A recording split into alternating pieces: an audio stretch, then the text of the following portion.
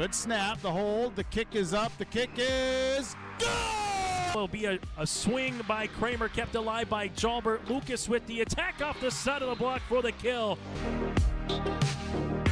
Gazette, he looks to go off guard, tucks back inside to the A gap, and he gets in for the touchdown. Harrington, angle, off a touch, diving, Dunbar, holy cats, wow! Starcevic in the shotgun, play action, looking for him, and has him down the field to his brother Starcevic for the touchdown. It's 31 yards. Jake. Alston Telephone Company and R&J Broadcasting Incorporated is proud to present to you this broadcast on yourliveevent.com. And a pleasant good Friday evening. It's the North Dakota 9-man football season has arrived for week number 3. And we've turned the calendar over now to September for our first Friday Night Lights of the month. And the number 1 ranked LaMoure-Litchville Marion Lobos match up with the Maple River Raiders here this evening for a non-region contest. A pleasant good Friday again. I'm Chase Miller with you alongside Nathan Hoots, and Brady Siebel's with us as our on-site producer. And welcome to our Irie Insurance pregame show here tonight from Hope, North Dakota. Again, this is our Irie Insurance pregame show. Go to IrieInsurance.com to get a free quote started today. This series has favored the Lobos since the inception of Maple River. In the 3 meetings, the visiting Lobos have shut out Maple River twice and outscored the Raiders 140-19. Junior tailback Gunnar Theolgis has racked up 634 yards from scrimmage this season with 10 touchdowns, and sophomore quarterback Mason Workin has passed for 392 yards and 6 scores. The Lobos are 2-0 on the year with wins against Griggs, Dakota, and Enderlin. Well, for Maple River, they're coming off a wild game in Fairmount last week, topping Tri-State 82-58. Senior quarterback T. Silling had 389 yards rushing with 8 touchdowns, while Carter Bosch added 3 scores of his own. The Raiders improved to 1-1 on the season. Nathan Hoots, let's bring you on here for the pregame show. Have you ever been part of a game before coaching in which the Raiders again saw last week a combined 140 points with Tri-State and Maple River? No. I was racking my brain when you asked me this pregame. I think 48-46 was the biggest score I've ever been a part of, and I thought that was absolutely nuts.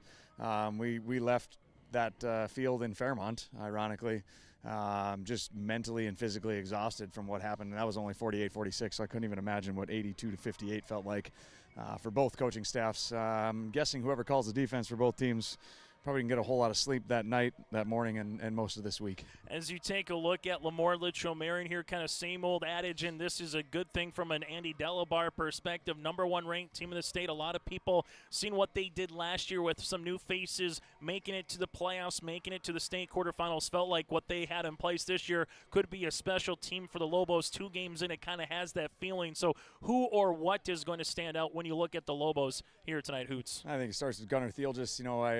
As I was trying to get ready for this, I looked and I'm like, yeah, Theolgis must have been a senior last year. He was an absolute stud. And then happened to look at their roster and saw he's only a junior. And then you mentioned some of his stats that he has, just a stat stuffer between both offensively and defensively on the ground through the air. He's someone that can do a little bit of both. And if need be, the kid played quarterback last year, so you know that the halfback pass or some type of funky thing they could drop certainly could come in a big moment. When you look at the Lobos 2 against Maple River, again, this is for the Raiders, their co-op here, their 3rd year. Why have the Lobos found success against the Raiders on the football field? I think it's their physicality, both offensively and defensively on both lines. That's something that Maple River hasn't exactly had their first 3 years. They've been successful, almost every year. They, went to the playoffs and then missed it by a game last year. But it hasn't been because of a dominant offensive and defensive line. It's been a lot of really talented skill guys. And the Lobos are they're so well balanced. They're extremely well coached. And I think it comes down to the physicality on both lines. Final question for you here, Hoots, before we hear from the coaches. Carter Bosch, he will be out tonight. So moving forward here also with him not playing is Bo Jacobson. So a couple contributors here for the Raiders on the sidelines here this evening. So we know about T. Silling, obviously. Everyone's going to game plan for him, and rightfully so, being the quarterback and a guy who can hurt you with both the legs and his arm. So who's a playmaker or two tonight for Maple River that has to stand out here this evening against the Lobos? I think we'll start with Preston Dowes. Plays a lot offensively, defensively, does a lot for him. Probably going to be their primary pass catcher until Carter can come back, dealing with that hamstring issue.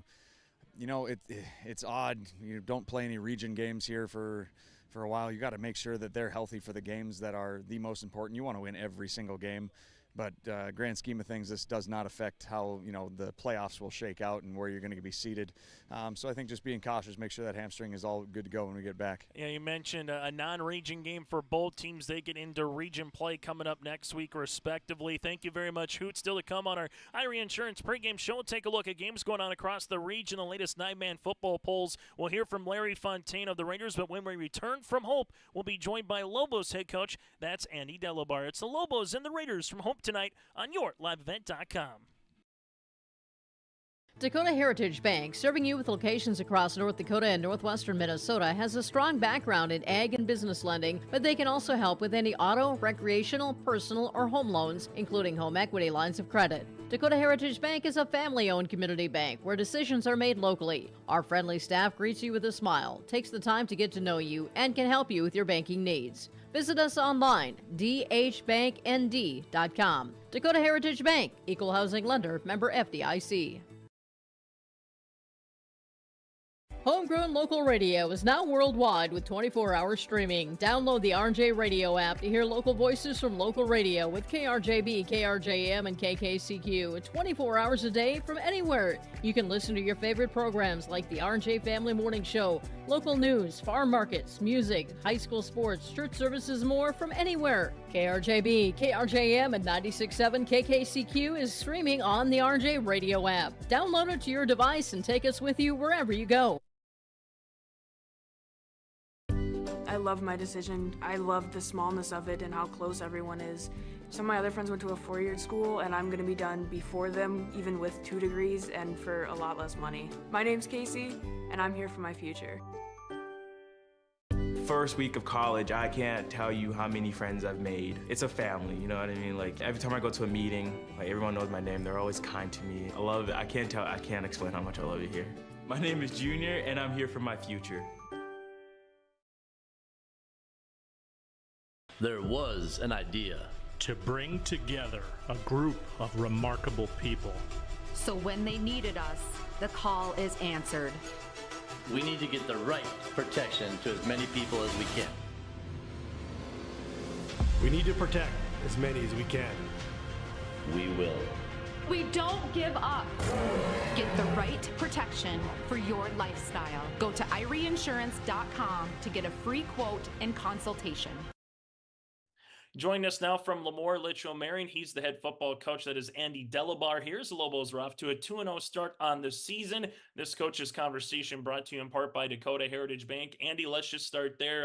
Some years you get 3 games in before Labor Day weekend. This year it's a little bit later compared to last year. You get 2 games in, but a really nice start to this club. Obviously holding 2 teams to just 8 points respectively, offensively getting going. What have you liked best about 2 games of football so far from the Lobos perspective here, Andy? Well, just our growth from game 1 and to the end of game 2. Every year you're trying to start out strong and then continue to finish throughout the season and improve. And I felt like this year compared to last year, our bar was set a lot higher after week 1. And, I feel like we're starting to build off of where we finished off last year. So week 1 and week 2, it's, we're into September now and you hope to correct some of the mistakes that you're going to make. There's always going to be mistakes, but I think certainly we're feeling like we're in a good position and our guys are continuing to learn. We saw a little bit last year of Gunnar and Max playing that quarterback spot. This year you got a sophomore with a Mason Workin. Just what has Mason been at the QB spot for this club so far this season here, Andy? He's been solid. Gives us a lot more to do with Gunnar.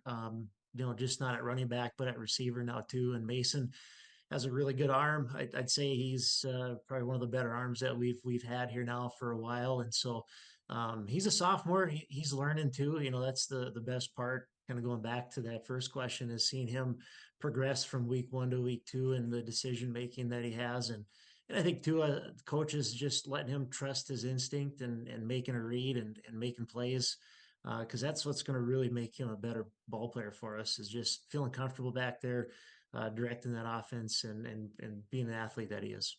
When you look at Maple River, obviously Sillen and Bosch kind of have to stand out 1 and 2 respectively. A lot of points they scored against Tri-State. Sargent County was, a game that they maybe feel like they could have had, obviously, if a break or two goes their way. So what's going to be a challenge here later tonight against the Raiders, Andy? Well, keeping them from scoring 82 points, that was something pretty impressive from last week. And I know Silling and Bosch are their 1-2 punch. Silling especially, he's a strong kid. He's one of the probably better players I think in the state, and maybe just doesn't get the recognition like he should. But yeah, he's a special player and kind of fun to watch him on film, and it's a good challenge for our team this week to hone in on what he brings to the Maple River team, and both not just offensively but defensively as well. And then Bosch too as well. He's got really great speed and just containing him there, and really it's back to our fundamentals. Who it is that we play, it could be any colored jersey. We're going to focus on our standard and what we do, and just cleaning up the things we need to clean up. But the standard is ours. When you look at this, Andy, I've been asking coaches this year and last year with 9-man, right? Last year you had 4 regions. Pretty much every game was a counter, whether you make the playoffs or you don't. This year, a little bit different, going back to 8 regions. You've been through both sides, where now all of a sudden half your games are non-region. And how does that impact a coach and a staff and a team where you're week 3 into the year? This one, obviously, you want to win, because if you get to where you want to go, you want to be a seed and have the best opportunity. But at the end of the day, if you got someone nicked up, are you resting them a little bit more? How do you kind of go about it this, point of the season with a non-region game, Andy? Yeah, everyone, I think, first and foremost wants to win their region. And with half of your games non-region, it always creeps in your mind what's the value of our game. But we haven't really taken that approach. It's another opportunity for us to get better, and to play some good competition. Maple River is a good football team. Presents new challenges for us from the first 2 weeks, and the same with Mayville and Mayport when we play them next week. So we're just fortunate we have good competition and some good teams to play, because in our scenario it's for us to prepare ourselves for playoffs. And we've got after the next couple of weeks we go into our region play, but we're just going to take it 1 week at a time regardless. Again, go back to our standard and look at what we're doing and how are we becoming a better football team after our game Friday. Andy, as always, appreciate the time. Thank you very much. Always fun to talk football, especially in September when the leaves, it kind of feels like fall coming up here a little bit. So always appreciate the time, and best of luck throughout the rest of the season. Thank you, Chase. That again, Andy Delabar, head coach of the Lobos. When we come back after this, we'll hear from the head coach of Maple River. That is Larry Fontaine, here from home. Triple E Incorporated in Page is cheering on the Raiders as they compete on and off the court and field. They put in the effort to build a team with trust, experience, and the ability to accomplish their goals. The team at Triple E Incorporated is built the same way, with knowledge and experience, with timeliness and efficiency. For your next non-residential building project, go online to eeeinc.com or stop by the office in Page for more information. Make your next project a winner with the team at Triple E Incorporated in Page. At Enbridge, we're focused on relationships. 23 Canadian First Nation and Métis communities now own an equity stake in Enbridge Athabasca Pipelines. In Minnesota, Enbridge has spent $450 million and counting, with Native-owned companies and in wages to tribal members working on Line 3. Every day brings new collaborations, partnerships, and possibilities. Learn more at Enbridge.com. Now available, the 2024 R&J Sports Fall Sports Guide. The digital version of the R&J Sports Fall Sports Guide is available at rjbroadcasting.com. This year, featuring schedules for the fall sports teams in the region, along with photos, coaches' bios, and highlights from the 2023 season, and the fall broadcast schedule for R&J Sports and YourLiveEvent.com. The digital version of the 2024 R&J Sports Guide is available now at rjbroadcasting.com. Hometown Community Bank serves both the Hope Page and Maple Valley school districts in Page and Fingal, North Dakota. If you're interested in an ag loan, real estate, consumer, commercial, or HELOC, give Dwight a call at either branch location. Reach out to Janine about investing in a certificate of deposit or save by opening a money market account. Proudly supporting the Maple River Raiders and wishing the athletes and coaches a successful year. Hometown Community Bank is an equal housing lender and member of the FDIC. Join us now for the Maple River Raiders, part of our Irie Insurance pregame show. He is the head football coach. That is Larry Fontanes. They have their second home game in week number 3 of the season, welcoming in number 1, LaMoure-Litchville, Marion. This interview brought to you in part by Dakota Heritage Bank. And for you guys, Larry, 2 games in, what have you just kind of seen from your club? Obviously, T. Silling, I know, has obviously taken the world by storm, just the stats that he's put up in week 1 and week number 2 with 8 touchdowns last week in Tri-State. But just what have you seen from your club so far to this 1-1 start to the season? Hi, good afternoon, Chase. How are you? Doing well, Coach. Thanks. Yeah. What have we seen? Well, we've had 2 pretty good games. We can obviously score. We can obviously rush the ball. We have a decent offensive line. We have a great quarterback in Mr. Sealing. We got a lot of good positive vibes on our football team. A lot of kids that want to play, want to be out there. We're not really happy with our pass defense right now. We got killed against Sargent County on 3 deep balls, and I think we probably win that game if a couple of our kids stay healthy. It was a close game. They're a good football team. Last week, it was the craziest game I've ever been in. Never been involved in 82 points. Never have had a team score that many. And giving up 58. We've gotten throttled by LaMoure a couple times, but giving up 58 ranks up there with some of the most we've given up. It was, we just couldn't stop them. Carter was out most of the second half, but not all the second half, a lot of the first half, and we just didn't make the adjustments. And we go from there. You mentioned Carter Bosch. I know that's probably been a question a lot of people have asked you. What's his status moving forward for, the LaMoure game? And I know you and I, before we talked, said, probably not going to be available, obviously, here tonight. So with Carter being out, I know a lot of people will focus on T. Silling, but who's another playmaker that, so to speak, needs to just kind of step up and rise to the occasion, if you will, here tonight, Larry? Yeah, Carter's got a strained hamstring from the Sargent County game. I think the second quarter of the Sargent County game. We're looking at Jens Irie, maybe Damian Nuri, Trent Warren, and Preston Delves is going to get a bulk of Carter's carries. We try to get him the ball 15, 16 times. Hopefully he can, he's not the biggest kid in the world, but he's quick. Hopefully, he can take the punishment. He's a really tough kid for weighing all of 130 pounds. And he's quick. He's a good football player. So we're looking at those 3 and maybe Colby Wisniewski, try to get him the ball. We just got to try to get the ball in some of our playmakers. As you look at LaMoure, LaMoure-Litchville, Marion, number 1 ranked team, and it just kind of rinse and repeat, it seems like, for them over the years in 9-man football, and head coach Andy Delabar. What makes the Lobos just a challenging opponent year in and year out from your point of view here? Because you've hosted him in Hope now, I think, Larry, 4 consecutive years, just with how the regular season schedules and regions kind of have came back and forth. So what makes LaMoure just a challenging opponent from your perspective? Well, I was thinking about that yesterday. Every year they just, I think it's just a system that they have a great coach and the kids buy into a system. I think a lot of them are wrestlers. A lot of them are just, they have that attitude where they want to punch you in the face. They just have that attitude. They expect to win. And I think the field just when they graduate, they go back there and have offsprings and they just keep, they just don't seem like they, ever leave. I've been here 24 years, and I think every year there's a field just down there, kind of like our Iries around here. And they're just great athletes, great program, great coached, and they expect to win. And hopefully we get to that. Everybody strives to become that kind of football program.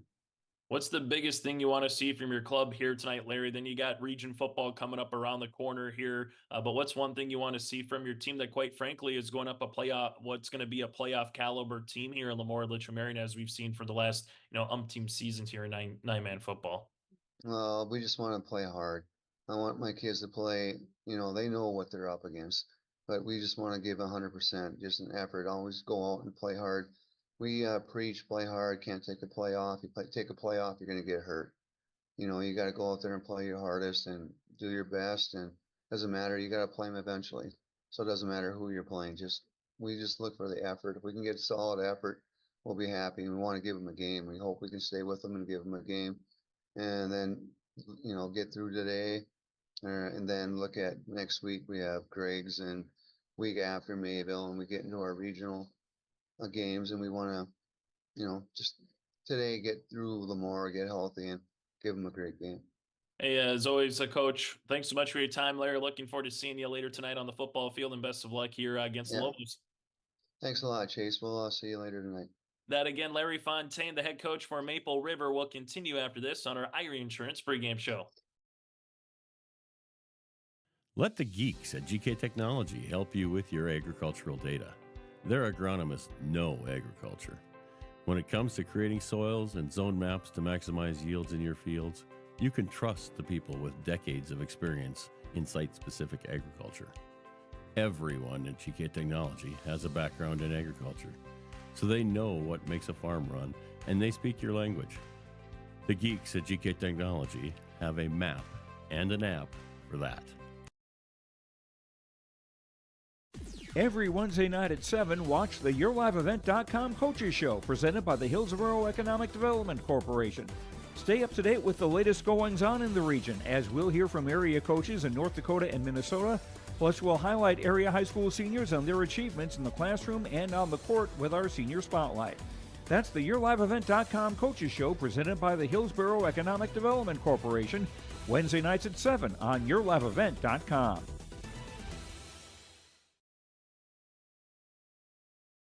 Hi, this is Jim, and along with Bernie, we're inviting R&J Broadcasting Incorporated listeners to join us on a tour of the Hawaiian Islands, February 22nd through March 3rd. The Big Island will be part of this trip while taking in the breathtaking views of Oahu, the Big Island, and Maui. Enjoy the perfect balance between scheduled activities mixed with personal leisure time. Visit holidayvacations.com, keyword RJ to learn more about this tour, or call 888-557-1020 for a free brochure.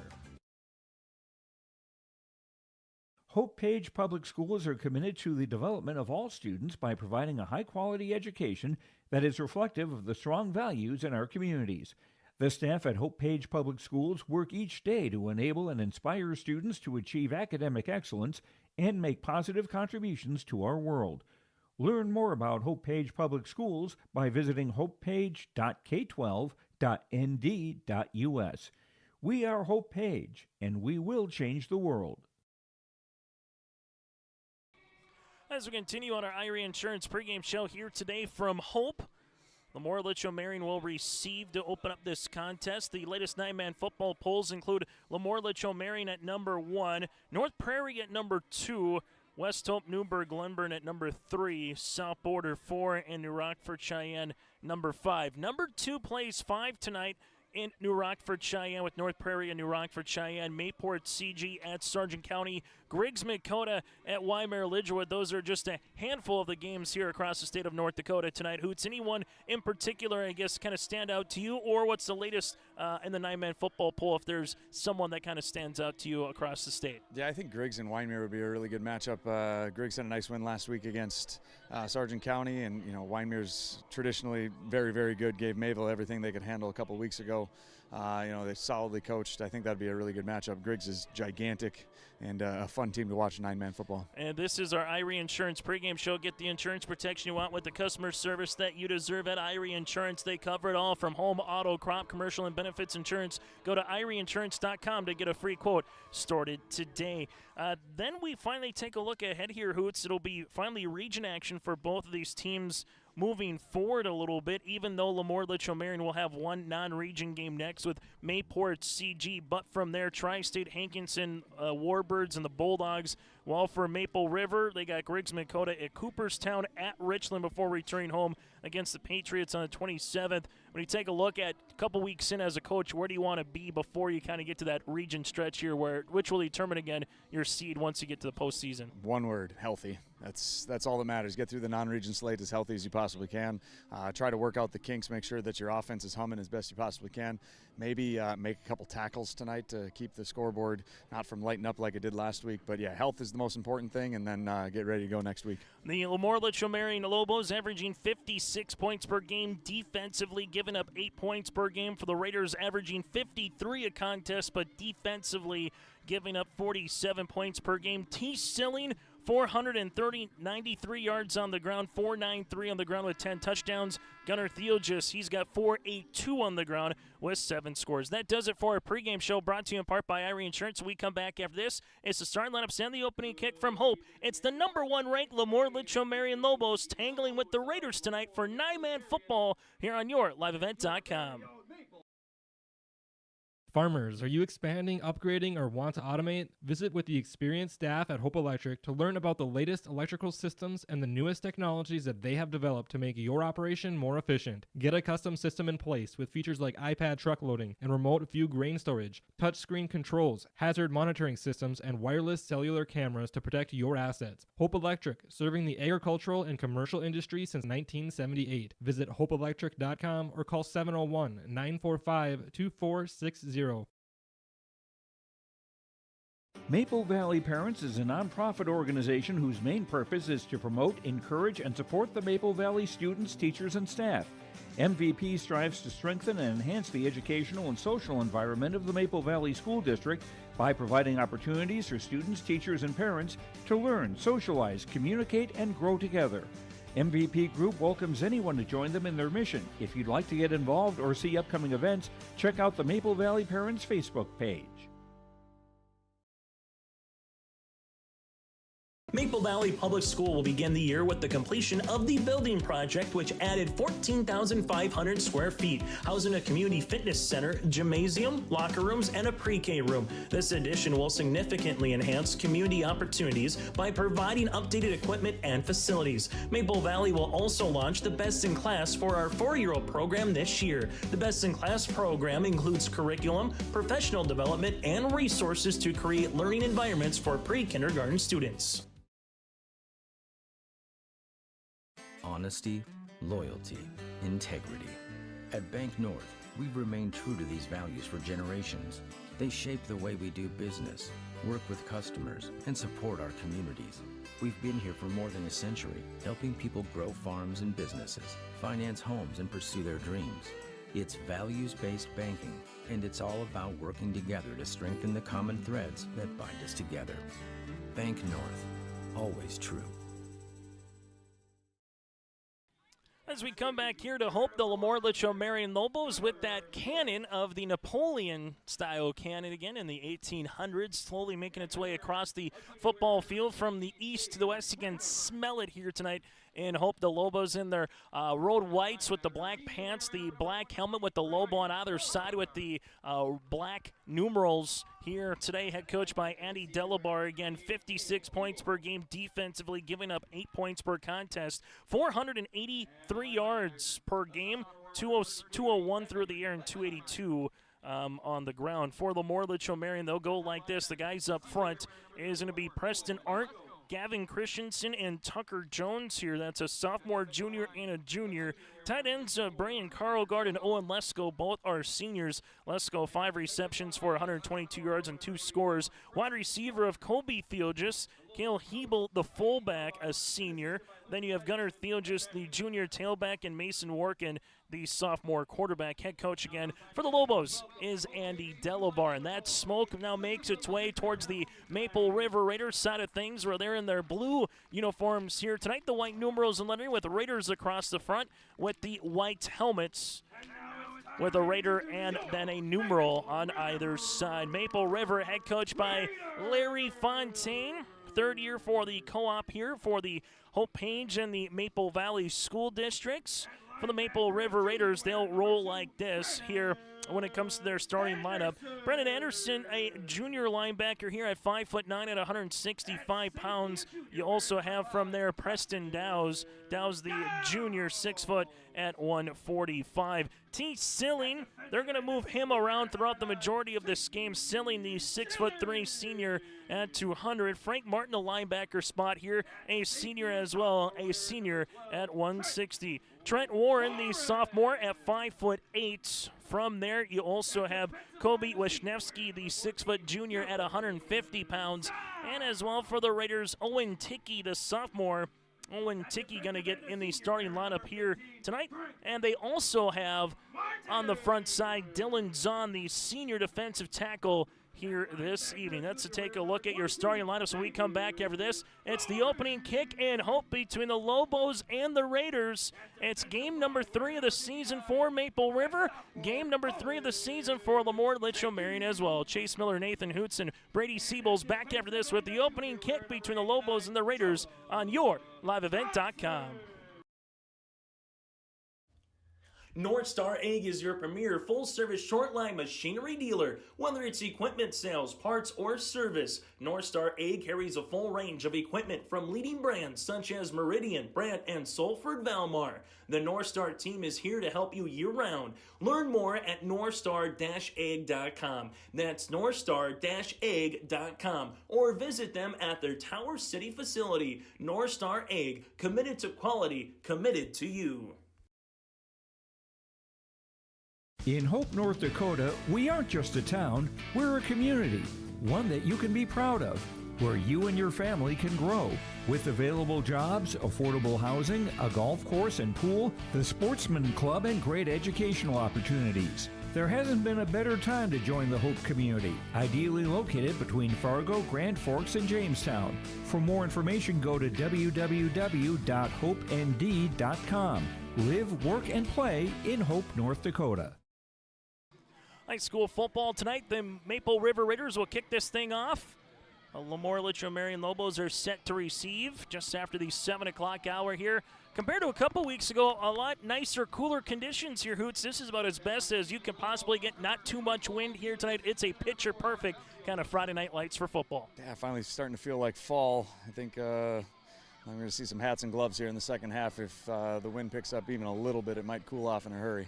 Once the sun goes down as well, as for the Maple River Raiders, they will put this one on the tee, and they will do the honors with Charlie McCullough. This one will be end over end to about the 30-yard line, picked up there by LaMoure-Litchville Marion. The Lobos trying to take it to the house right off the bat here, going down the sideline, and that'll be a house call for LLM. Kobe Field just takes it to the pay dirt for just over a 65-yard kickoff return for a score. You know, sometimes when the ball's not caught in the air and it just checks up just like that, that can almost be the worst thing possible for a kick return or kickoff team. Overran just a little bit and just speed to burn there from LaMoure. Kobe Field just the opening kickoff return for a touchdown here. That makes it on the City of Hope scoreboard. Right off the rip here, LaMoure-Litchville Marion gets things going. Back-to-back games that I've called in high school football that have gone for a touchdown to get things going. Shotgun formation for the LaMoure-Litchville Marion Lobos here, going for 2. Mason Workin rolls to right-hand side. Workin trying to get to the pylon. That's going to be in for the 2-point conversion. The 2-point conversion is good to the outside, as coming in for the 2-pointer will be Carlgard. New score, 11:49 remaining here in the first quarter. 8-rip Lobos here on your liveevent.com. Dakota Heritage Bank, serving you with locations across North Dakota and northwestern Minnesota, has a strong background in ag and business lending, but they can also help with any auto, recreational, personal, or home loans, including home equity lines of credit. Dakota Heritage Bank is a family-owned community bank where decisions are made locally. Our friendly staff greets you with a smile, takes the time to get to know you, and can help you with your banking needs. Visit us online, dhbanknd.com. Dakota Heritage Bank, equal housing lender, member FDIC. For LaMoure-Litchville Marion, the Lobos able to take it back for a house call here with Kobe Thielgis We're going to hear from another Theologist, Gunnar Theologist, a little bit later on as well, keeping it in the family. The junior Gunnar, the sophomore Colby, and the sophomore strikes first. 2-point conversion good as well. And right off the bat here for the Lobos, they take the opening score for a touchdown. Work and play in Hope, North Dakota from job listings and housing options. You can search hopend.com. That again is hopend.com. Lobos will put this one on the tee, and doing the honors will be the aforementioned Kobe. So he'll put this one at the 40-yard line. As in high school football, kickoffs at the 40, unless there's a flag for personal foul or something along that nature that moves it up or behind. This one's going to roll. It's still in play to about the 13-yard line, and that's exactly where the Maple River Raiders will start at about the 15-yard line.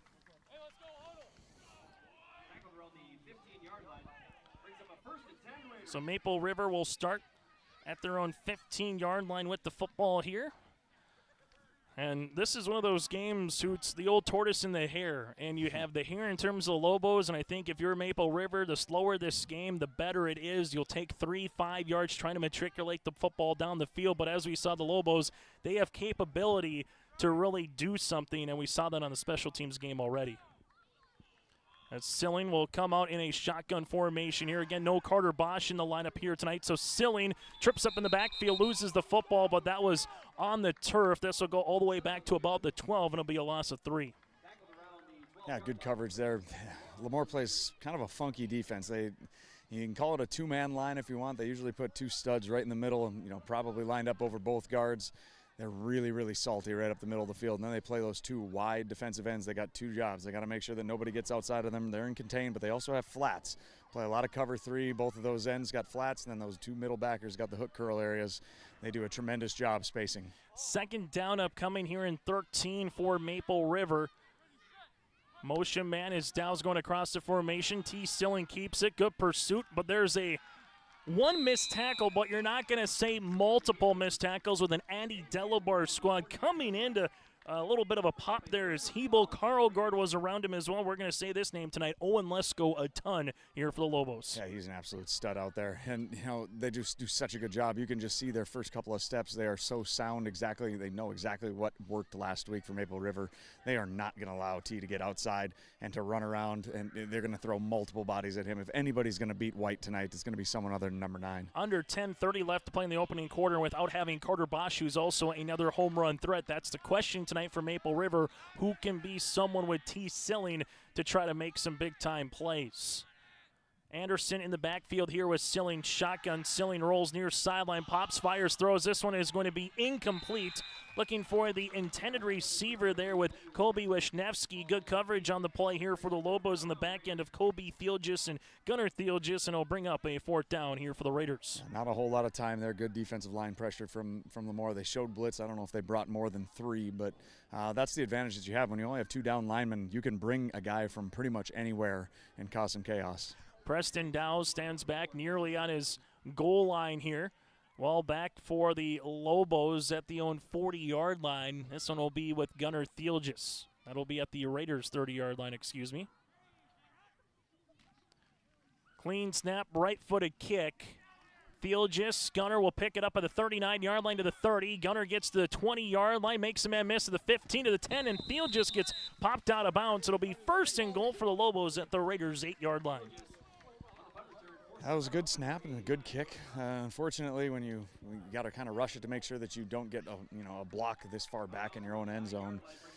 A lot of times it's going to be on a bit of a line, and he caught it on the run, and was able to pick up quite the return there. 1st and goal upcoming for the Lobos here in LLM, trying to get up by 2 scores as with 9:54 remaining here in the opening quarter. Trying to throw the old haymakers punch, the old TKO in this opening round, if you will. Ball will go under center with Mason Warkin. Dotting the I there is Gunnar Theologist, the junior. Mason, the sophomore, handoff. Theologist right up Main Street into the end zone. Touchdown, Lobos. A pair of Theologist rushing scores. One from the younger kickoff return of Kobe, one from the elder statesman, the junior Gunnar from 8 yards, and it's 14 rip Lobos. It's an absolute clinic by offensive line play right there. They got to the second level so quick. They just gave one shove to that defensive lineman, got him out of the way, and then immediately got to the second level. He did not get touched until he touched the end zone. So Gunnar Thielgis able to get the rushing touchdown from 8 yards out. You make the most out of the short field position, one play and a score, and now they will come out again, and this time in a shotgun formation. Mason working, little read option, goes across, and dotting that one is going to be incomplete. Very similar to the end of the Baltimore Ravens game in Kansas City Chiefs last night. Gunnar Thielgis just ran out of room, but it's a new score on the City of Hope scoreboard. Lobos 14, Raiders scoreless here on your LiveEvent.com. Homegrown local radio is now worldwide with 24-hour streaming. Download the RJ Radio app to hear local voices from local radio with KRJB, KRJM, and KKCQ 24 hours a day from anywhere. You can listen to your favorite programs like the RJ Family Morning Show, local news, farm markets, music, high school sports, church services, more from anywhere. KRJB, KRJM, and 96.7 KKCQ is streaming on the RJ Radio app. Download it to your device and take us with you wherever you go.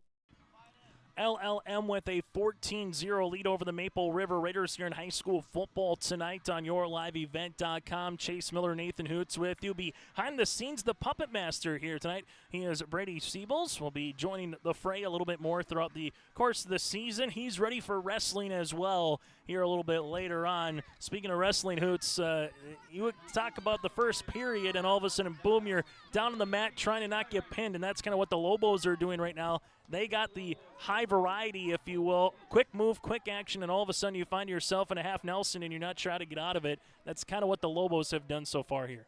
Any wrestling reference you make is going to go right over my head. I just know that they need some type of positive momentum right here. It's got to be, they got to get the ball outside the 30-yard line right here. Maybe, dial up something fun here on the first possession, first play. Spoken like a true basketball guy. That's what we'll talk about there. This one will be kicked off, and a good return here for Maple River to open up the field on their second possession of the game, as this one will be on the outside with Nori there. And good starting field position for the Raiders for their second drive of the contest. We got to have a nice chat with Coach Delabar and Isaacson before the game, and they said they'll have one real nice kick like they did on that first possession where they pinned him inside the 15, and then the next one is squibbing off to the right, and you don't really know where it's going. So I think that's one variable that we don't know exactly what to expect from LaMoure tonight. And I know talking with Brady, we said the butcher, we say the fireman's roll, the alligator. But you say it in one town, it's the same move, but it's said differently in another town, Hoots. So that's what makes wrestling even more interesting. As Irie goes right to left across the formation, little pistol option here for Silling. Silling's going to get met maybe a yard or two on the play and brings up second and about 8. A little bit of positive there, a couple good blocks. Just unfortunately a lot of white flowing to the ball in a hurry right there. They see as soon as Silling is tucking it, all guys are coming down and they're making sure they got all the holes filled. All the cutback lanes were taken care of by the safety in the backside corner there. Really well schooled. As for the Maple River Raiders here, the one thing, it doesn't matter if it's Silling, Dow's, whoever's rushing to the football. The Lobos, what they've done really well under Andy Delabar is they swarm, they fly, and they take good levels of pursuit where they don't miss tackles too often. Yeah, you have to prove to them that you can run the ball before they're going to take any type of pass drops. As Silling hands this one off. Dow's trying to get to the outside, and right on cue, there's a gaggle of Lobos making their way across the field as Henry Lettenmeyer was part of the party. Lesko was there again, and just one more time, the pursuit here defensively by LLM, I think, is the biggest thing to kind of take away here from the Lobos. I think there were 6 guys that were getting up off the field there around the ball carriers. Just they fly so fast, and every year we talk about this, it feels like it's the fastest team I've ever seen. I mean, this is shades of 2 years ago. Their speed is everywhere. Third down upcoming. They will need to get to the Lobo 48 for a first down. 8:20 left in the opening quarter here. A little wishbone formation as Silling goes under center. Silling drops, looking for some time to throw. Now is going to try to duck and run. Silling trying to stiff arm. One man does. The second comes in and wraps him up for a tackle. And right on cue, there it is again. The senior Owen Lesko makes it 4th down and long here for the Raiders. Hebel did a really nice job over here. He immediately dropped into the flats, and he had no responsibility. There was no Raider receiver in the area. His eyes were only on number 9 there and made sure that he was not going to make the play. He did not make the tackle, but he slowed him up just enough. Didn't eat too much dirt with that stiff arm. As for Maple River, this would be back-to-back 3rd and out. 3 and outs. Dow's punts this one, a high punt. Gunnar Thiel just with a head of steam at the 36-yard line, gets the outside of the numbers 50. Gunnar Thiel just then right underneath us will go out of bounds, and it will be a good starting field position here for LLM in the Maple River territory. Too many guys over on this far sideline ran themselves right out of the play for Maple River. They were 30 yards out of position. They got to make sure that you can't play 9-on-7 against this team. Everybody's got to be in their exact spots, or you're going to see this scoreboard light up like last week. And the Lobos are showing you why they've outscored their opposition 56-8 in 2 games so far here this season, as that sun is cutting right across the way here into the press box. So give it a couple more minutes and we'll get a little bit better of a camera angle for you here. Shotgun for Mason Workin as he lines up, hands it off now to Thiel. Thiel just breaks it to the outside 40. Thiel just gets to the 30-yard line, makes a man miss, picks up a block at the 20. Thiel just to the 10, and T. Silling wraps him out of bounds at about the 9-yard line. Some tremendous blocking on the outside here by the receivers. They just do a fantastic job of swinging their butt to the sideline and pushing their guy and sealing him inside, knowing that guy's got the contain job, and they took him for a ride. T. thankfully was able to sprint his way across the field, take a good angle. It's a rush of 42 yards on 2 attempts, so a rush of 34 yards on the play there for Theologist. And in high school football, you go out of bounds, the clock stops, you get a first down. We're very familiar with that here in Hope. The clock would stop as well. And the clock is at 7:12 here in the opening quarter. One wide receiver split out left-hand side. Gunnar Theologist dots the eye with Workin under center. Maple River. We'll see a play action here with Workin. Workin throws across, and this one's going to be incomplete. The intended receiver was Owen Lesko, and T. Silling was able to get there and try to at least put a hand up, and that'll be an incompletion on the play action. Oh, nice combination of coverage there. I didn't have a great angle. You probably saw it a little better if there were guys that were open. It looked fairly well covered from this angle over here. As it will be 2nd and goal. And interesting there, right? You roll to the opposite side of where you're throwing, so Mason has to come all the way back across the body almost to load there. So for a sophomore, put a pretty good missile, if you will, on that one, even though he missed. Absolutely. He's got a cannon of an arm. I was just watching him in warm-ups throwing at 50 yards pretty much on a string. Kobe Thiel just lines up to the right. The lone wide receiver here under center goes Workin. Handoff Gunnar Thiel just to the right-handed side, and Thiel just gets to about the 4-yard line for a gain of about 5. Makes it 3rd and goal at the 4. Raiders are getting pushed back there. Well done by the offensive line of LaMoure, but just like what LaMoure was doing defensively, then Raiders had 3 guys right on the ball right there. Well done, taking them down. Got to try to buckle down and get a couple stops here. Maple River trying to find a way to keep the Lobos out of the end zone. Well, for LLM, a score here would make it a 3-possession game midway through the opening quarter, as they will split out right-handed side. Will be Hebel at 6'3" to the right. One wide receiver near sideline is Gunnar Theologist. Make that Kobe Theologist. Gunnar in the backfield. He gets the football. Gunnar makes a couple of guys miss. Oh, but a shoestring tackle by Dowse. We do have the flag and was right in front of you, Hoots. Yeah, I was watching the tackle. That was a fantastic effort. Great tackle by Preston Dowse there. I can't tell you offhand here what this is. As we'll have our first flag of the contest. This will be back at the 3-yard line here. So right now it'll either be a 4th and goal at about the 3 or the penalty, and then take them back, and looks like it'll be on LLM. Be a legal block in the back on the Lobos from our advantage point here, so that'll take them all the way back to the 13, maybe about the 14, make it the 13-yard line here, and make a 4th and goal from the about 3 there, Hoots, to a 3rd and goal at the 13. Yeah, I don't know which one I'd rather have. I mean, you got to stop them twice now. I don't know if there was an acknowledgement over to the coaching staff or if they just took it.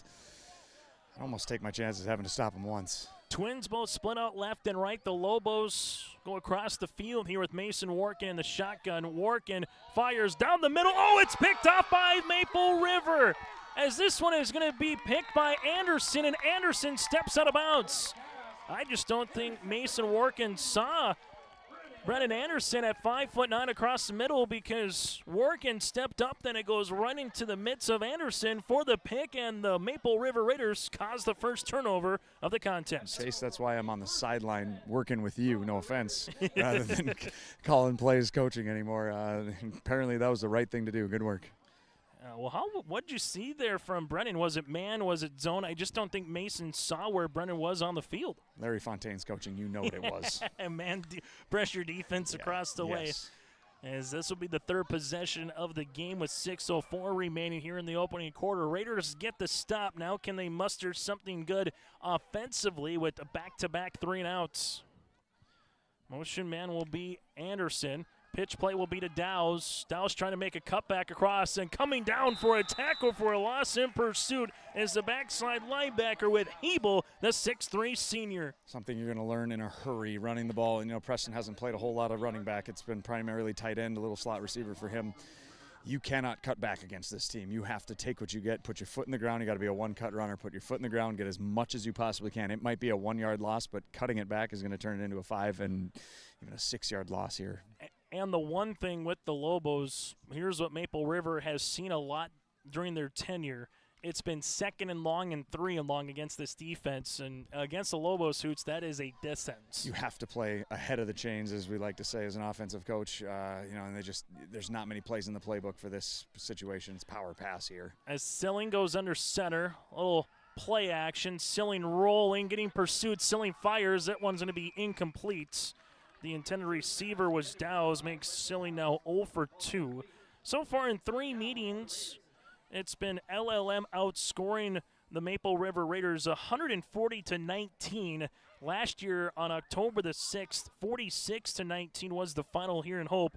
Gunnar Thielges with 4 touchdowns in the contest and 398 yards. He was the quarterback then because he kind of split with Max Muslin a little bit there. Threw for 100 and rushed for 294. That just shows you the Swiss Army knife that Gunnar Thielges can be for the Lobos. But now it's going to be 3rd down and long here for Maple River. Ball at their own 20-yard line, clock with 5:06 remaining here in the opening quarter. Silling under center, pitches this one out to Dowse. Dowse gets to about the line of scrimmage, and that's it. And these backside linebackers are flying to the football. Lesko, Hebel, Caragard, Lenmeyer. We've said all 4 of them throughout here today. It's unfortunate for the Raiders, running game right now. They are not respecting any type of a pass game right now because they know that their defensive linemen are going to get home and put pressure on the quarterback. It's going to be tough sledding. It's an interesting call running the ball at 3rd and 16. You're probably trying to protect here, but the way the Lobos have moved the ball, you got to take a chance here and see what you can get. And Dowse has been busy tonight. This is scheduled to be his 3rd punt. He stands back at the 10-yard line. Thielges at the 45 of the Raiders. This one will be a line drive kick that'll go out of bounds near the 37-yard line. And it's been 3 possessions and 3 3-and-outs. And for the Lobos, this will be their 4th possession of the contest with 4:23 remaining. Kickoff return for a touchdown that went 65 yards. They started at the Raider 8, the Raider 43, and now they've started at the Raider 40-yard line. The greenskeeper in charge of this lawn here is going to hope that the action starts to take place a little on the other side of the field so it doesn't get completely chewed up here in this first half. Well, if you're Maple River, bend but don't break, can you find a way to do it again and keep it at 2 scores? Well, if you're the Lobos, do you take a shot here?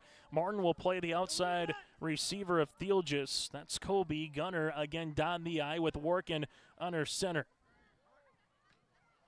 Handoff, Gunner sees this. Good pursuit. Silling part of the tackle there with Dowse, but not before about 3 yards. And we're seeing the Lobos get that at least up the front, Hoots, that initial push and surge to get a couple yards at least every time. Yeah, they're getting a surge, but at least those Raider defensive linemen are forcing the offensive linemen of LaMoure to have to engage in them. That's freeing up those linebackers to come up. Those first couple of runs that they had, they were just giving a brief little shove and sprinting to the second level. When that happens, linebackers aren't free to be able to read and get a good look at where the running back is.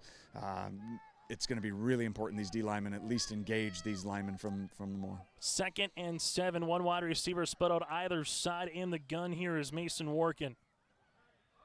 Workin, little play action, has time, steps up, fires, throws, looking for Thielges. That's going to be incomplete to Colby.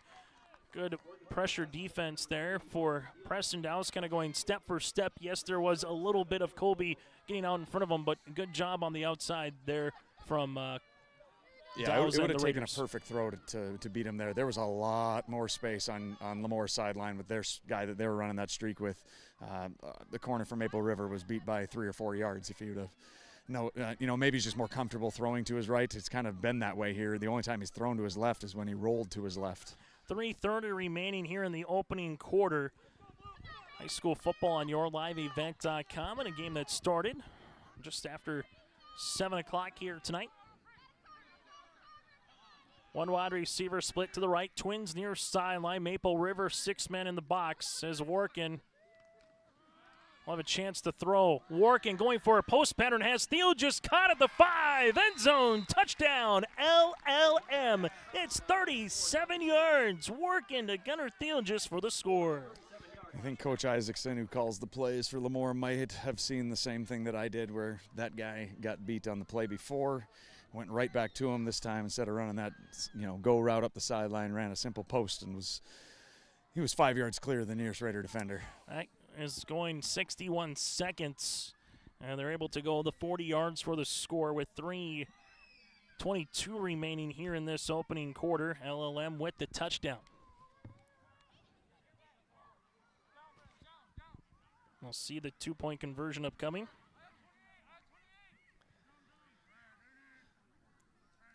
As they have now Thielgis, little read option play, and this one will go up for the 2-point conversion to Owen Lesko. So Lesko runs it in for the 2-point conversion, and we have a new score on the City of Hope scoreboard. It's LaMoure-Litchville, Marion 22, Maple River scoreless here on your liveevent.com.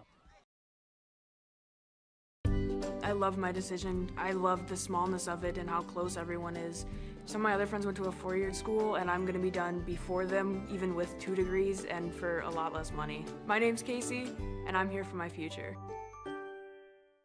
First week of college, I can't tell you how many friends I've made. It's a family, you know what I mean? Like, every time I go to a meeting, everyone knows my name. They're always kind to me. I love it. I can't explain how much I love it here. My name is Junior, and I'm here for my future. There was an idea to bring together a group of remarkable people.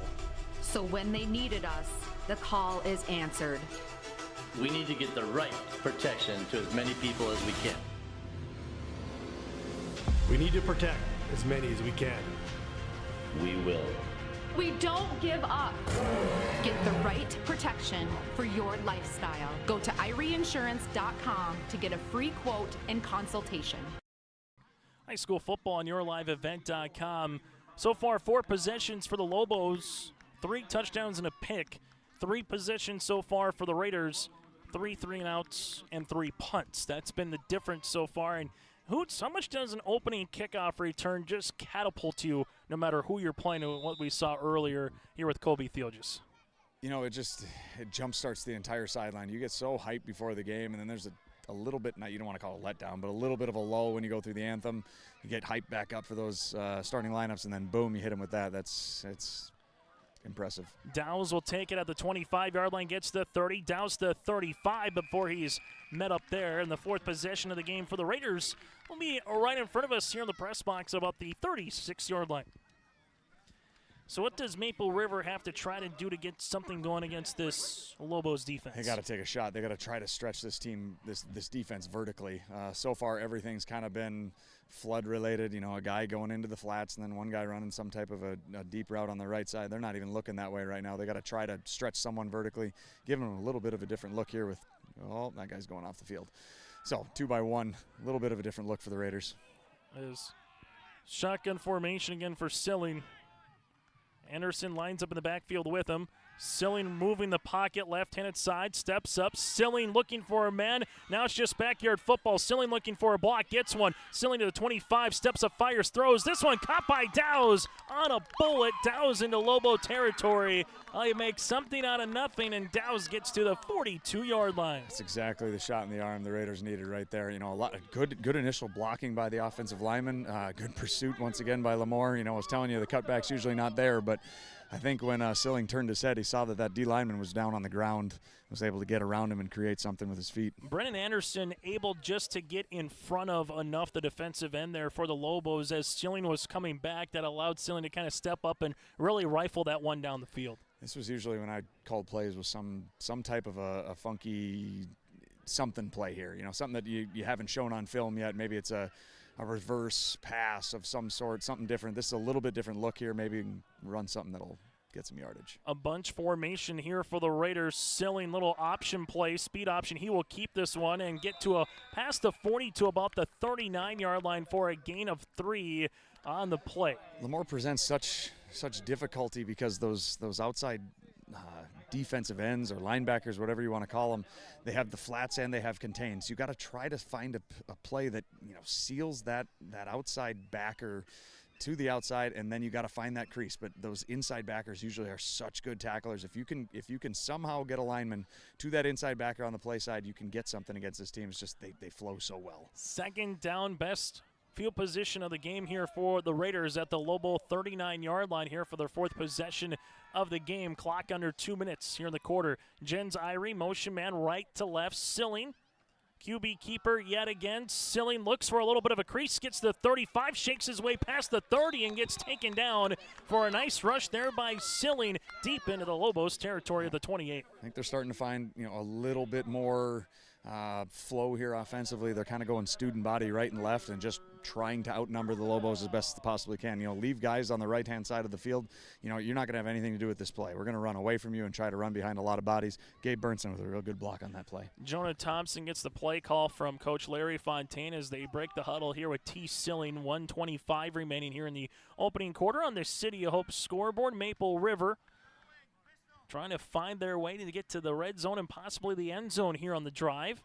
A couple of nice plays we've seen by Silling and company here, and Silling will take it again on the QB keeper. Silling makes a cut, gets the 25, and keeps the pile turning to about the 24 before he's taken down by Lettenmeyer on the play. That's a real good play call. You got the backside guard and either the center or the backside tight end pulling. In 11-man football, you call it a GT pull or something like that, where you got the tackle and guard coming around. Just try to get as many bodies in front of the quarterback as possible, and then maybe find a bit of a seam. As Ian Lark, the 6-foot freshman at 160 pounds this time, will get an opportunity in between this huddle. We'll talk once we get to the second quarter how big of a loss of having someone like Carter Bosch not playing. Doesn't matter against who, just how much more does that change the dynamics of a game with Silling in the backfield here, knowing that you had another home run hitter with Carter Bosch with him. Silling rolls the pocket, left-handed side, makes a cut, gets another block here. Silling looking down the field, and Silling will make his way to about the 22-yard line before the Lobos with Cole Just, the sophomore, comes in on the tackle. Let's give it a couple of yards on the play there for Silling. And that's how we'll end our opening quarter play. Be third down and short upcoming here for LLM after one quarter play. It's the Lobos 22, Maple River scoreless here on your liveevent.com. Triple E Incorporated in Page is cheering on the Raiders as they compete on and off the court and field. They put in the effort to build a team with trust, experience, and the ability to accomplish their goals. The team at Triple E Incorporated is built the same way, with knowledge and experience, with timeliness and efficiency. For your next non-residential building project, go online to eeeinc.com or stop by the office in Page for more information. Make your next project a winner with the team at Triple E Incorporated in Page. At Enbridge, we're focused on relationships. 23 Canadian First Nation and Métis communities now own an equity stake in Enbridge Athabasca Pipelines. In Minnesota, Enbridge has spent $450 million and counting, with Native-owned companies and in wages to tribal members working on Line 3. Every day brings new collaborations, partnerships, and possibilities. Learn more at Enbridge.com.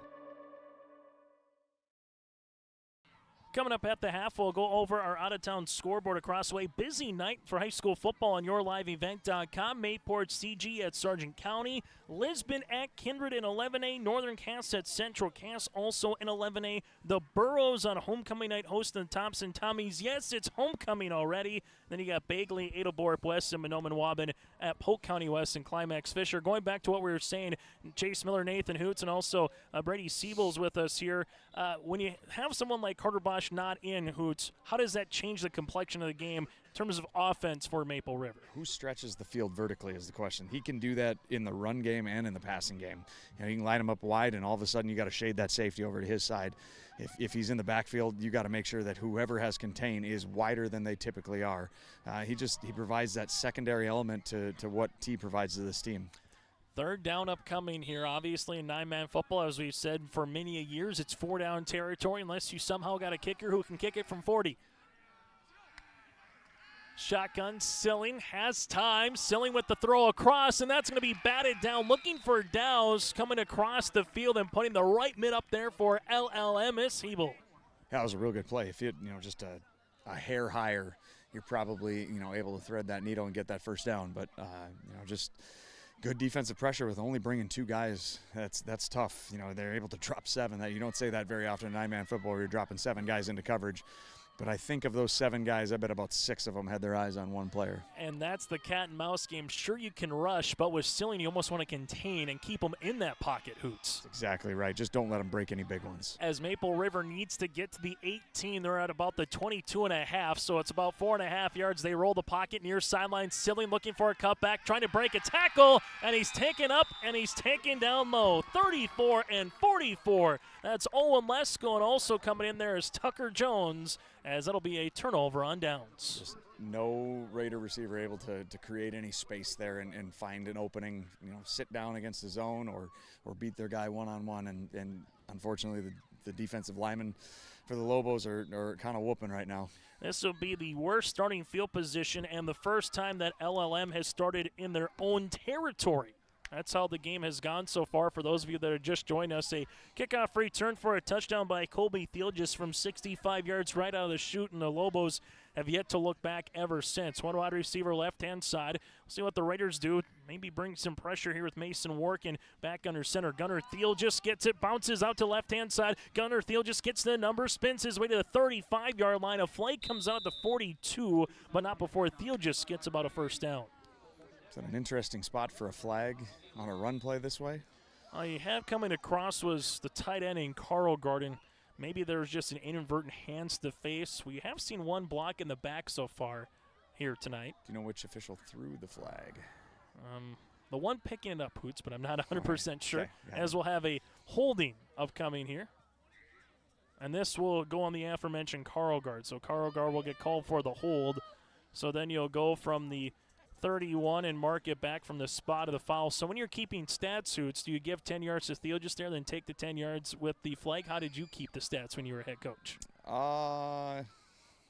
He did get 10 yards, but it was an illegal play that got him there. So, no, we'd probably just scratch it and move on to the next play. First and 10 again. So now you're going to have it first down upcoming for the Lobos, almost like a reset, if you will. 2 penalties for 20 yards and a pick so far here for LLM. Raiders with 0 penalties and 0 turnovers. As you have Mason Workin steps up all day to throw down the middle, a deep post to Theelgis. Oh, it's off the shoulder pad. Theelgis had another deep run across the diamond, if you will. That would have been from at least 30 yards on the pitch and catch, and if not more, but instead it makes it second down. That was quite the throw, too. I don't know what the exact yardage was. That was probably 35 to 40 yards, and that was on a line right there. That's a real nice throw. Just looking at their stats that they sent us here earlier in the week, 24.5 yards per completion. They're not Tom Brady dumping it off to tight ends and small slot receivers and their running backs in the flats. They are taking shots every time they drop back to pass. And Gunnar Theelgis, 24 attempts coming into the game for 482 yards. That's just like it in terms of the rushing attack as well here for the Lobos. Workin goes under center. This one will be a pitch play to the outside. This one goes to about the 32. Ball comes loose. T. Silling is going to hit the turf hard after the tackle after the pitch play there to Avery Kramer. Kramer gets it to about the 33-yard line, and Silling's going to get helped off the field here by a couple of his teammates and Lucas Isaacson, but not before Avery gets about 7.5 yards. Silling just might have had the wind knocked out of him on the play. He's going to have to come out for one play here with time stopping by the officials. So you'll have a third down and short upcoming here for LaMoure-Litchville Marion, and the Lobos showing you they can throw some different personnel out there, Hoots. We saw Lesko at halfback. We've seen Gunnar Theelgis at quarterback that time. We see Avery Kramer, a junior, at running back as well. Yeah, the more multiple you can be, you can find out what kind of everybody's specialty is, and then as the season goes on, you can really, really focus on what you do well.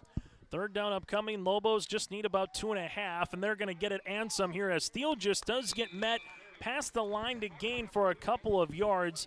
Thiel just able to get about 4 yards on the rush. I think LaMoure had to kind of be licking their chops, seeing Silling go off the field on that play right there, and see if I think from what I heard, it just looked like sounded like he just got the wind knocked out of him, like you said. So just one play, catch his breath, get right back in there. A good tackle by Trent Warren, part of the 1-2 combination there to come in and wrap up Thiel just here, because the Lobos have been able to break tackles, obviously, this season and years past. It's the one thing you'll give them the 3 or 4. You don't want to give what Hoots was saying earlier, the 20, 30 yards. The gashing plays the Lobos are very much capable of. Thiel just gets to the numbers. Thiel just to the 45, and Thiel just goes down the boundary here. He's still loose. Could he go? Thiel just 10-5, end zone, touchdown. LLM for 62 yards.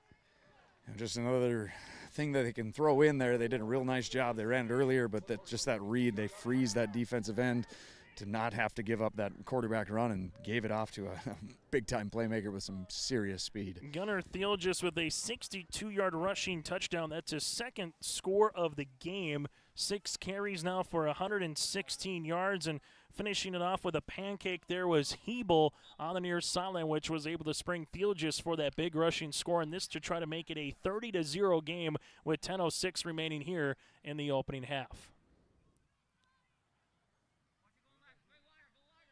This is almost like the open gate play, if you will, but Thiel just looking to pop a pass. This one's going to be caught for the 2-point conversion.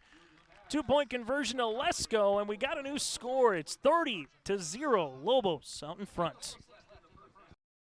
Now available, the 2024 R&J Sports Fall Sports Guide. The digital version of the R&J Sports Fall Sports Guide is available at rjbroadcasting.com. This year, featuring schedules for the fall sports teams in the region, along with photos, coaches' bios, and highlights from the 2023 season, and the fall broadcast schedule for RNJ Sports and YourLiveEvent.com. The digital version of the 2024 RNJ Sports Guide is available now at rjbroadcasting.com. Hometown Community Bank serves both the Hope Page and Maple Valley School Districts in Page and Fingal, North Dakota. If you're interested in an ag loan, real estate, consumer, commercial, or HELOC, give Dwight a call at either branch location. Reach out to Janine about investing in a certificate of deposit or save by opening a money market account. Proudly supporting the Maple River Raiders and wishing the athletes and coaches a successful year. Hometown Community Bank is an equal housing lender and member of the FDIC. Well, you can feel the sun when it's out. Ball will be kicked off at the 40-yard line, but now kind of going behind the school as you see it as well. Kind of behind the trees here in LaMoure, and I think the sweatshirts will be coming out a little bit later on here tonight in Hope. Mine definitely will be, yes. The hands are starting to get a little cold. My lack of hair is going to probably force me to go to the stocking hat here in the second half, but that's all right. It's starting to feel nice out. And in a month, you'll think 60 is warm. Exactly but right now, right, 60 yes. feels a little chilly. Yeah, Interesting. Bodies aren't quite ready for this yet. That kind of works a little bit here. Feels like Friday night. Lobos with Colby Theologist will put this one on the tee at the 40. There's an end over M boot to about the 23-yard line. Picked up by Irie. Irie then gets hammered at the 29. See if they can work down the field here like they did that last possession. A lot of good plays. Nothing too big except for the one explosive play. Lobos defense have done just a tremendous job of keeping every single player in front of them, not allowing a whole lot behind them. Let's see if they can get a chunk play here. Maple River will start with the football. Both teams with all 3 timeouts remaining. Coming up at the half, we'll take a look at your out-of-town scoreboard. Recap what happened in the opening 24 minutes of play. That and more are still to come once we get to our halftime show. Then make sure you stay to our post-game show. We'll hear from a victorious player, coach, that and more a little bit later on tonight here in Hope. So it is a pistol formation. We've seen this double wing a couple of times. Silling. And we'll have a flag here. And it looks to be a false start. It will be on Maple River. False start on the Raiders. It'll be their first penalty of the contest.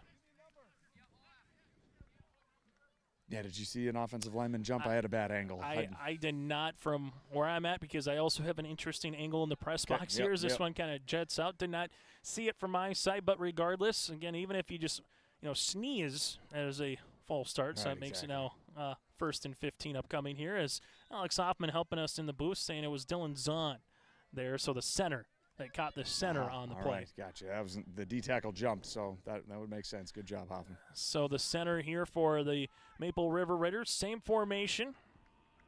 Silling. Anderson motions from left to right. Silling pitches it out to Dowse. Dowse trying to get to the boundary to the 25-30, and then Dowse breaks a tackle as he's close to about that 30-yard line to the 28. So he gets the penalty yardage pretty much back here as it brings up 2nd down. We do have another flag down, though, so. Another yellow hanky on the play. We'll see what this particularly is. It looks like to be Maple River with where the flag is at the 20-yard line, and Andy Delabar says move him back. So as many flags as the tackles for the Ravens last night lining up in the backfield.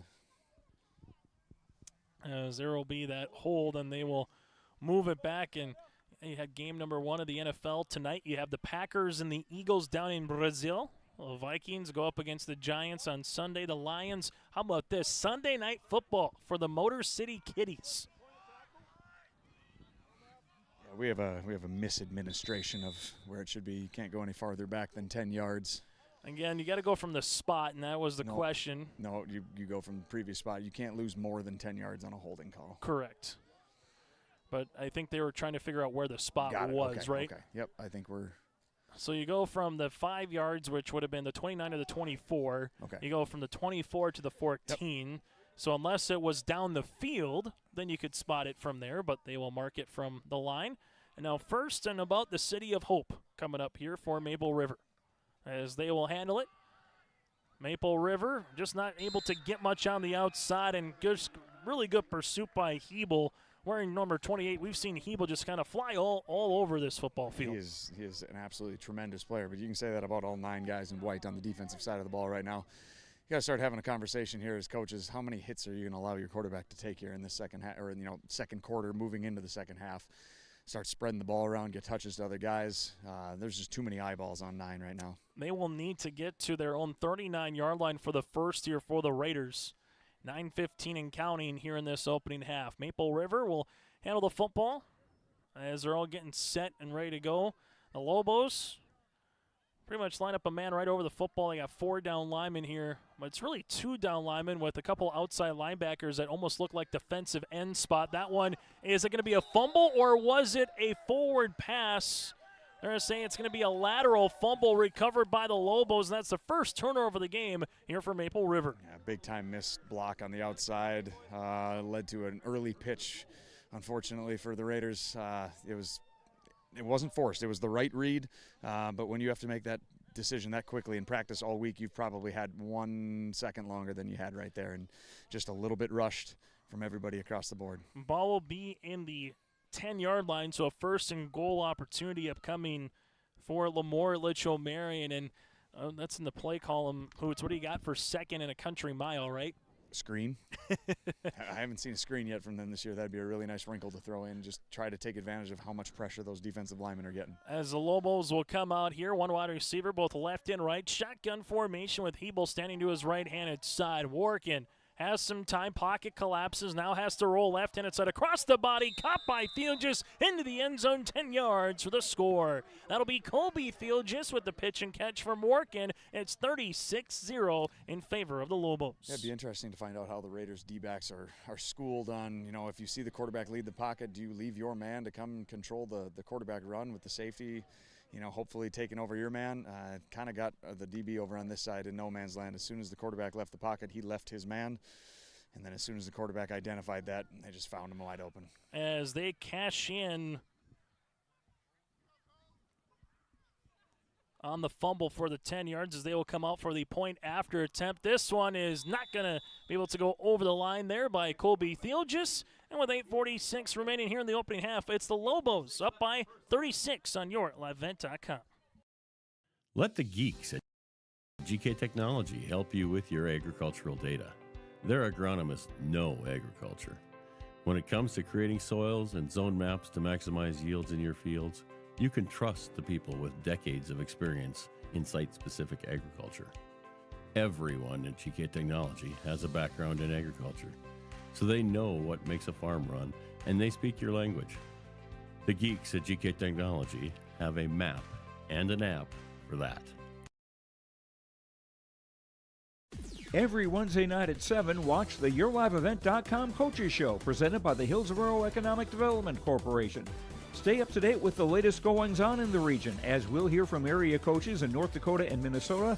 Plus, we'll highlight area high school seniors on their achievements in the classroom and on the court with our Senior Spotlight. That's the YourLiveEvent.com Coaches Show, presented by the Hillsborough Economic Development Corporation, Wednesday nights at 7 on YourLiveEvent.com. The Lobos are showing you why right now. They're the number one team in the state, up 36-0 here against the Maple River Raiders, as LLM is trying to improve to 3-0 on the season. Maple River 1-1 coming into tonight's matchup after a helter-skelter full-court press. If we were playing basketball style of game at Tri-State, it was 82-58 was the final, after Maple River lost 36-24 against Sargent County in the opener. For the Lobos, a 40-8 win against Griggs-Dakota, and then a 72-8 win against Enderlin last week in LaMoure. After tonight, the Lobos square off with Mayport CG, while for Maple River, they will play Griggs-Dakota next week, as this one will roll, but it'll be inside, and somehow Dowse, if he's able to maybe break one more tackle, he could have been gone, but that was right by you, Hoots, and that was nearly going out of bounds. I was putting my hands up like, let it go out of bounds, and then its second to last hop, it went directly back inbounds. I don't know exactly how that happened. That's why you play with an oblong ball, but yeah, that was great recognition that last hop was not going to go out, and picked it up, got as much as he could. As we'll have a timeout here for Coach Larry Fontaine. I'll take a quick break with them. 8:41 remaining. Timeout on the field here on YourLiveEvent.com. Hi, this is Jim, and along with Bernie, we're inviting R&J Broadcasting Incorporated listeners to join us on a tour of the Hawaiian Islands, February 22nd through March 3rd. The Big Island will be part of this trip, while taking in the breathtaking views of Oahu, the Big Island, and Maui. Enjoy the perfect balance between scheduled activities mixed with personal leisure time. Visit holidayvacations.com, keyword RJ to learn more about this tour, or call 888-557-1020 for a free brochure. Make sure you stay tuned a little bit later on to our post-game show. Once we get there, again, we'll hear from the victorious player, a head coach. Those interviews brought to you in part by Dakota Heritage Bank, sharing their heritage and their future with locations in North Dakota and Minnesota. Go to dhbanknd.com. For the Maple River Raiders, they started with the ball at their own 15, 42, 25, 36, 29, and now the 30. While for LLM, it was an opening kickoff return for a touchdown. They started at the Raiders 8, the Raiders 43, the Raiders 40-yard line, and then their own 26, and then the Raiders 10. So good field position obviously goes a long way here with 8:41 remaining. Then pretty much the conditions out there, Hoots has been perfect as I look up at Old Glory, and it is not moving at all here tonight for a wind. Yeah, it's definitely beautiful if you like it a little chilly. I'm kind of I prefer warmer weather. 1st and 10 upcoming here. Silling going to keep it. Silling trying to hop over to Fender, and then he's wrapped up at about the 32-yard line. Coming in on a tackle for LaMoure-Litchville Marion. Part of it was Gavin Christensen. So once again, the flow is something that you talk about, every single snap here from LaMoure. Just a quick update. It looks like Preston Dowse, I think probably the reason that Larry Fontaine took that timeout after the kick return. Preston Dowse took quite the hit right here on the sideline, and he's getting his shoulder worked on a bit here by the trainer. So Dowse with his helmet off. So now all of a sudden Maple River again without Carter Bosch coming into the game and without Bo Jacobson now, at least for a short time, being without Kobe Dowse as well, who we've seen make good plays both offensively and defensively tonight here for Maple River. Motion man going left to right here for the Raiders. 2nd and 8. Silling going to call a timeout, does, and we'll take another quick break with them. 7:51 remaining here in the quarter on YourLiveEvent.com. Hope Page Public Schools are committed to the development of all students by providing a high-quality education that is reflective of the strong values in our communities. The staff at Hope Page Public Schools work each day to enable and inspire students to achieve academic excellence and make positive contributions to our world. Learn more about Hope Page Public Schools by visiting hopepage.k12.nd.us. We are Hope Page, and we will change the world. Timeout here for Maple River. Also joining Dow's is Irie right now, who's got a bag of ice on that right knee here for Jens Irie. So Hoots, as you kind of alluded to, for both teams coming into the game, which is a non-region, you want to leave healthy, but we've seen the Raiders get nicked up a little bit last week in Tri-State. We saw them get nicked up a little bit in week 1 with Sargent County, and they're getting nicked up a little bit here as well in week number 3. Yeah, you could argue that probably coming into week 1, 3 of their top 4, non-quarterback runners are currently over here on the bench right now, and you can just see it every time they line up. Silling's trying to get them in the right spot and moving around every possession, and then we got this here. 2nd and 8. Handoff. This one goes to Anderson. Anderson trying to bounce it outside, and then the Lobos kind of meet him right at the line on the play on the outside here for LLM with Carlgard. I think you need to see a lot of that here. Brennan's got the body that can absorb some of these blows. I think he needs the guy that needs to be the guy here that takes 2-3 carries every possession to try to lessen the load on the rest of the guys in blue. As 3rd down upcoming here is Larry Fontaine gives T. Silling the call on the field, and Silling will break the huddle here. 3rd down as the Raiders will need to get to their own 40-yard line for the first. Lobos have given up 8 points in each game. Defensively, they would love a shutout here tonight in Hope. 3rd down upcoming as Silling bouncing to the outside. Silling gets out of 1 tackle, still to 25, and eventually taken down by Kramer. That'll be a tackle for a loss. Good pursuit by Kramer from the 34. That'll go back to about the 28 for a loss of 6. Just sound like a broken record here, but it's unreal to watch it just down on the field. I got to see it all the time coaching against them, but they have 5-6 bodies every single time in the right spot, right around the ball. As soon as they see him tuck it, they are just crowding him. And right now, if you're Maple River, we've seen their best play from scrimmage going to be a backyard broken play from Silling. We did see T with a good rush following that as well, but the Lobos pursuit does it again here for LLM. Punt coming. This will be a short punt, and I kind of call Peter and get out of the way as we have a new punter with Dow's also being out of the game. So Ian make that. Charlie will come on, and the freshman McCullough will punt this ball away, and that'll go to the 42-yard line. Yeah, you don't realize it. It obviously hurts every offensive possession, but special teams becomes kind of a mismatch now. You're putting guys in there that probably have gotten, if you're lucky, a handful of reps the entire practice sessions here in the first month of the season. You're putting guys in spots that it's going to be tough to succeed against the caliber of team we're seeing right here. Lobos 22 points in the first quarter so far, 14 points here in the second, as they will have Hebel lining up to the right of Workin this time with the diamond formation on the near side with the trips. Workin fires, going across. This one is going to be caught and then incomplete. That would have been nearly a touchdown if caught. Instead, Carlgard sees this one goes through his fingertips. Just another absolutely perfect throw from the quarterback there. Hit him in the hands. I think maybe the receiver might have taken a peek at the end zone there before he reeled it in. Couldn't see it from as far back as I was, but just another great throw. Great protection as well by the offensive line. And if you're the Lobos, you kind of go, who is our quarterback maybe going to be this year? They'll just, nope, let's give it to Workin here, the sophomore. And he has been awfully really good here tonight, looking at what he's done. Stat-wise, Hoots has matched what he's done on the field here tonight outside of that 1 interception. Coach Delabar said it right away. That allows us to put guys in different positions with him taking the reins at quarterback.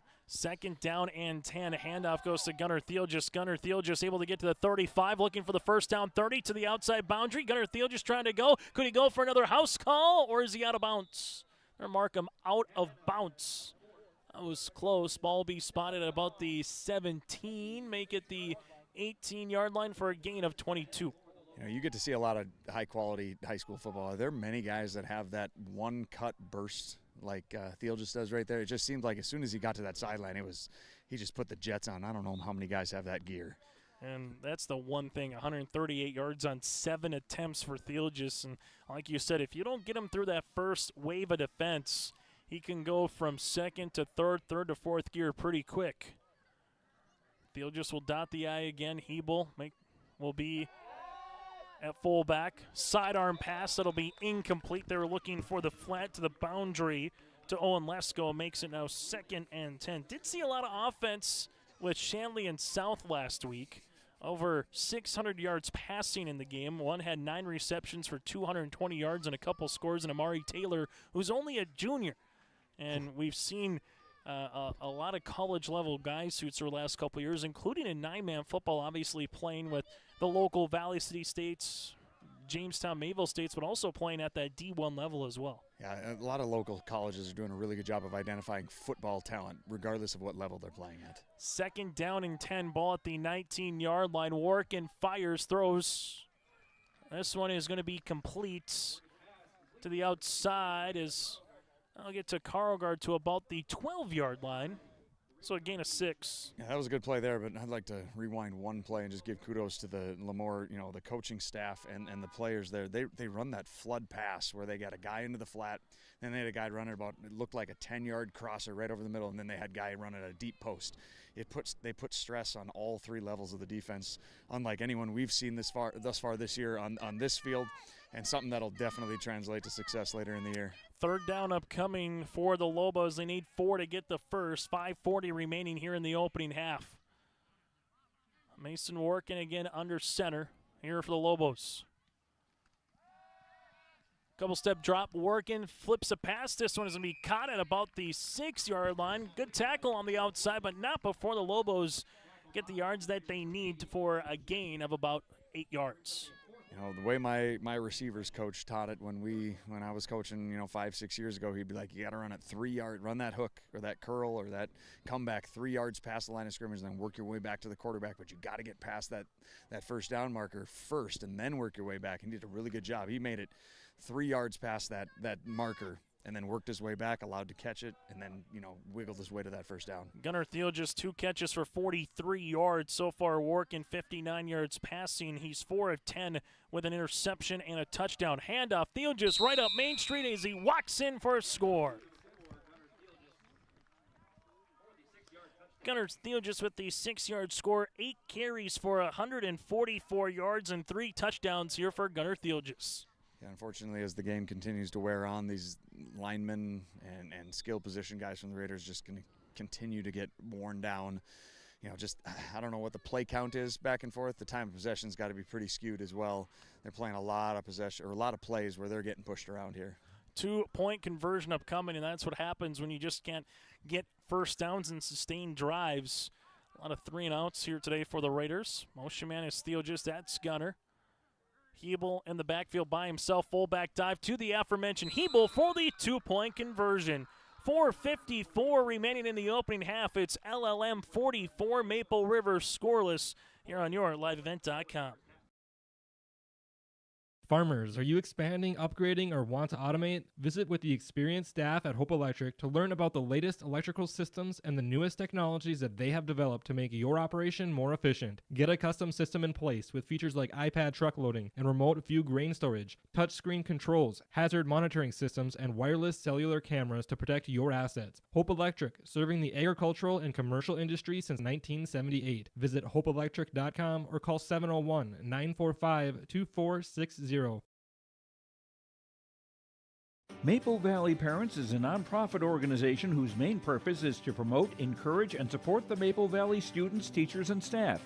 MVP strives to strengthen and enhance the educational and social environment of the Maple Valley School District by providing opportunities for students, teachers, and parents to learn, socialize, communicate, and grow together. MVP Group welcomes anyone to join them in their mission. If you'd like to get involved or see upcoming events, check out the Maple Valley Parents Facebook page. For LaMoure-Litchville Marion, it goes 41 yards on the score and a touchdown that goes about 1 minute and 16 seconds here on the drive. Capped off by that 6-yard rushing touchdown by Gunnar Thielges. Hebel with the 2-point conversion to make it 44-rip in favor of the Lobos is LLM with Colby Thielges putting this one on the tee at the 40-yard line. There's the kick to about the 33-yard line. Maple River then, that's going to be hog tie for a tackle.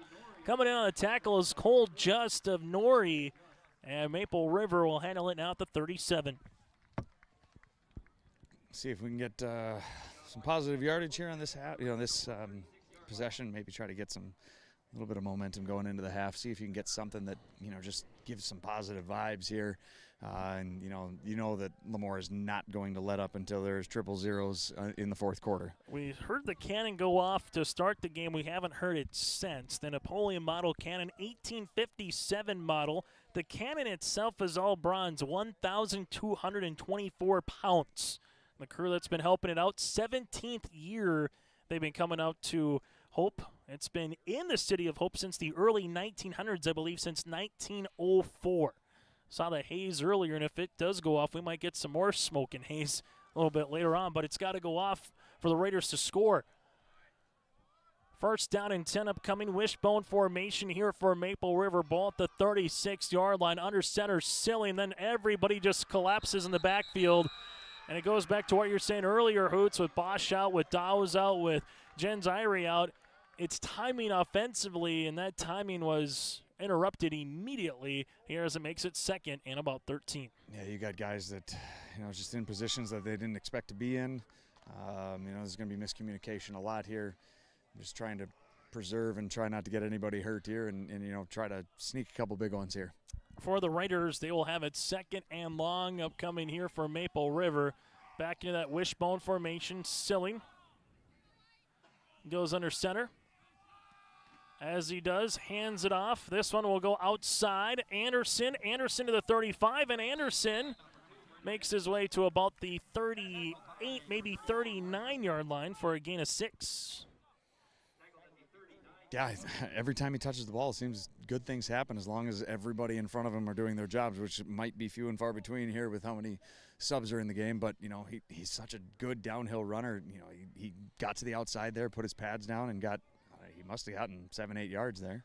What I like about small-town football is you got kids playing on the swing set. You can see the grill going with the smoke on one side. It is very picturesque here tonight. Kind of feels like fall and perfect bonfire weather. That's what it feels like coming up. And college football, as well as North Dakota State returns home tomorrow. So does UND. Mayville State hosting Dickinson State at Jerome Berg Field. Third down upcoming here for the Raiders. Little bobsled play action here for Silling, and the Lobos just stretch it out. The outside linebacker was having none of it here with Hebel, and that's going to bring up a fourth down upcoming as Silling maybe gets a yard. Have you seen enough offensively from the Raiders to go for it? I mean, at this point, knowing what the score, again, it's 30 points will be running time starting the second half. So with where it is right now, I think Maple River, though, is going to punt the football, but this would have been the best fourth down to really go for it outside the one time Maple River's been in Lobo territory, Hoots. Yeah, you just wonder how many points or how many yards you're going to be able to net here off of this kick with, a backup punter in.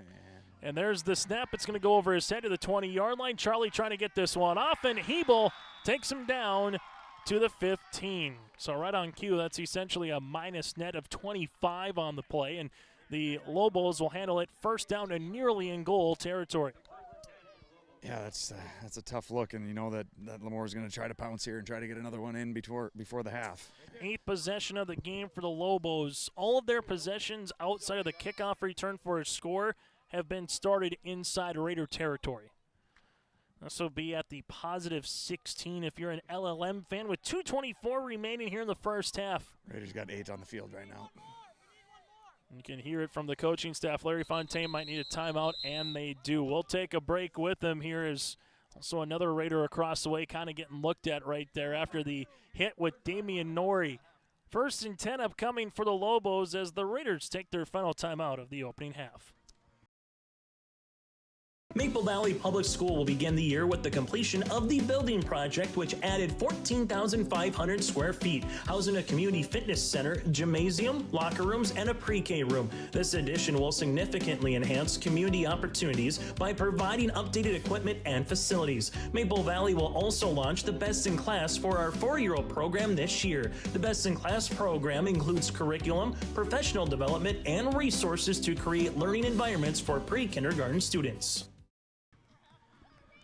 In the second quarter, 2:24 remaining here, and again with Norrie being out, Nathan Hoots talked about a backup long snapper comes in, and part of the reason why we saw that here, and if you're Larry Fontaine, there's not a lot of too-deep depth charts, so to speak, in nine-man football hoots, but you do have a JV team or some younger guys who are getting reps throughout the week, and we've seen a lot of younger guys getting reps, not just throughout the week, but here tonight against this number 1 team in the state. Yeah, a lot of that, a lot of running around and pointing and wondering if you're in the right spot or if your teammate's in the right spot. It's hard to play when you're...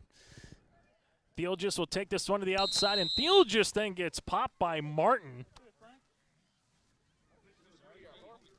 And Theolgis is able to make sure everything looks to be all right as he gets his way to about the 9-yard line for a gain of 7. Haven't been many hard cracks by the defense of the Raiders, but that was a good one here on this sideline. Makes it second down upcoming here. So Theolgis, a little sweet play, able to get 7 yards. Makes it second down and short. Clock this stop as it goes out of bounds as we're nearing the 2-minute warning. You can't say that in college football, though. They don't want to say it like the NFL in 2-minute warning. It's just the 2-minute timeout. In high school, you don't have to worry about that as this one goes right up, and this will be down to about the 2 here for Hebel for a gain of 8. Yeah, just another crease, and you know, it's really tough here. You know, they got guys all over the place. There isn't a single player on the field that can't score, that's eligible to score for LaMoure. It makes it so difficult. They're so multiple and diverse on offense, and you know, when you're playing with guys that are out of position for the Raiders, you just hope every single play that you're keeping them out of the end zone is kind of a win right now. The Lobos got a ton of experience last year, a good playoff run, talking with Andy Delabar, knowing that maybe last year's team wasn't going to be able to climb the proverbial mountain, but they feel like this year they got a team that can make a deep run in November, as this will be a goal-to-go opportunity, and Hebel caps it off with the score. From 2 yards out, it's another rushing touchdown for the Lobos. Real good push there from LaMoure's offensive line. You know, as soon as he got it, he was almost in the end zone before he was touched, and that's kind of been a theme here in the first half. Hebel with the touchdown here. He becomes a Colby Theolgis Gunner, Theolgis Work and Gunner. Another player that adds a score here as they will come on for the 2-point conversion. Make that a PAT here for the Lobos. Logan Potts send over and gets the PAT to go. 92 seconds remaining here in the opening half, and Potts gets the PAT as we have a new score on the City of Hope scoreboard. It's 51-0 Lobos on YourLiveEvent.com. Honesty, loyalty, integrity. At Bank North, we've remained true to these values for generations. They shape the way we do business, work with customers, and support our communities. We've been here for more than a century, helping people grow farms and businesses, finance homes, and pursue their dreams. It's values-based banking, and it's all about working together to strengthen the common threads that bind us together. Bank North, always true. First half has gone 70 minutes here today in Hope, just after, about a quarter after the 8 o'clock, make it the 8 o'clock hour here. So the Lobos have all 3 timeouts remaining. For Maple River, they have 0 remaining. And for the Maple River Raiders, how aggressive are you going to be with the score at 51-0, barring what this kickoff comes up here with Colby Theolgis? Lobos, it's the 4th consecutive year that they played a game in Hope between the Finley Sharon Hope Page Co-op and Maple River, with Maple River being a region foe, then not being a region foe, and just kind of how the schedules worked out, Hoots. They know the trek up to Hope like the back end of their hand right now. As Theo just puts this one on the tee. Best kick of the night by Colby, as this one's just going to hop to about the 13-yard line, and for Maple River, spinning his way close to the 20 will be Trent Warren. Yeah, they certainly do know that trek. You know, you find it funny, why do they continue to come every single year? Well, it's because they change the regions every single year. If they would just stay consistent for a little bit and give some of these coaches down here an idea of what's going on every single year, that would certainly help the travel schedule. We wouldn't have to, you know, go to the same locations every single year. Enderlin's coming to Hope for the 3rd consecutive year since the co-op broke up between Maple Valley and Enderlin. They've had to come here each year. So there are some kids in this co-op that haven't gone to Enderlin, haven't gone to LaMoure, and we've played them all 3 years. Doesn't make a whole lot of sense. I was talking to Andy Delabar about that, saying if you're a senior, you've only played Maple River at home once because of a playoff game, but otherwise you played them 4 consecutive years on the road. First down and 10. Andy kind of joked and said it almost feels like a home game for us now. We've been up here so much. As Silling hands it off. This goes to Anderson, and Anderson gets lit up. The tackle coming in with Owen Lesko, shot out of a cannon for about a gain of 2. They're just attacking downhill with reckless abandon right now until any type of a throw or a receiver enters the hook curler area, which is like, 7-8 yards in the middle of the field. Until that happens, they are just going to continue to hammer the Raider offensive backs. And Lesko, that was textbook there, Hoots. That was just a consistent shoulder pad, good wrap. Obviously, if you're Anderson, you're going to be feeling that one tomorrow, but that was textbook by Lesko. Yeah, I got earbuds in. I can't hear a whole lot, but I certainly heard that crack from over here. A second down upcoming here for Maple River. This could potentially be the last play of the half.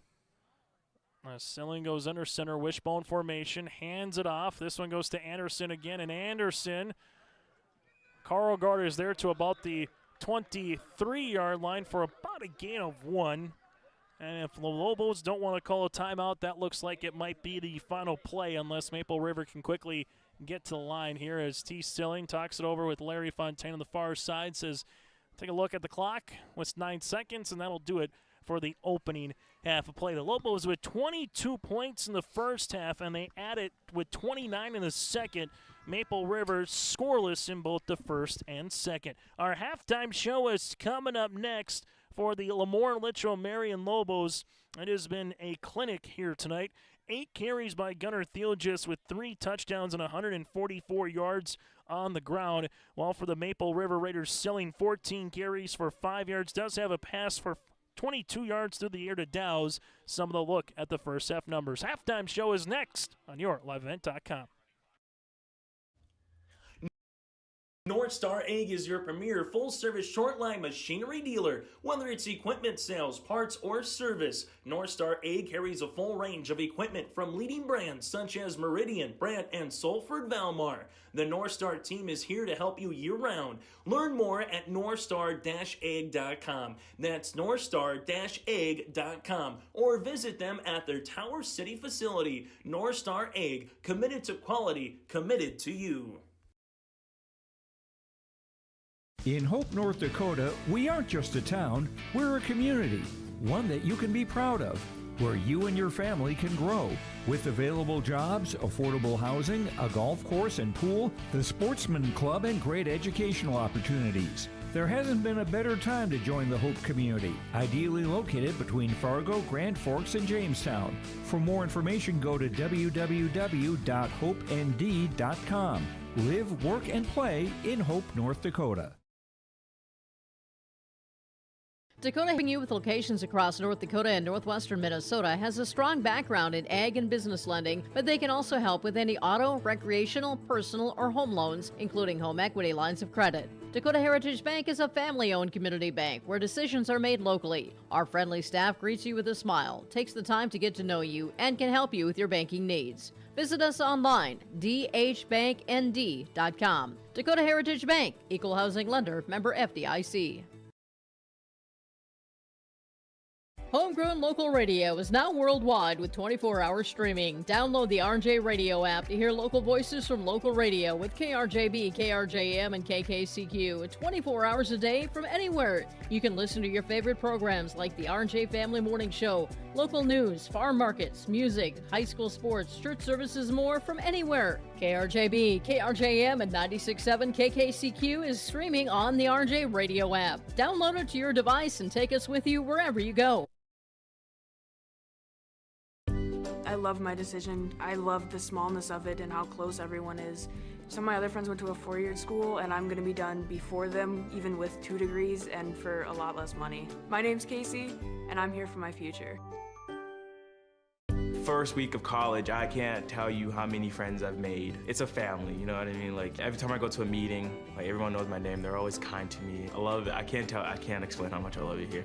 My name is Junior, and I'm here for my future.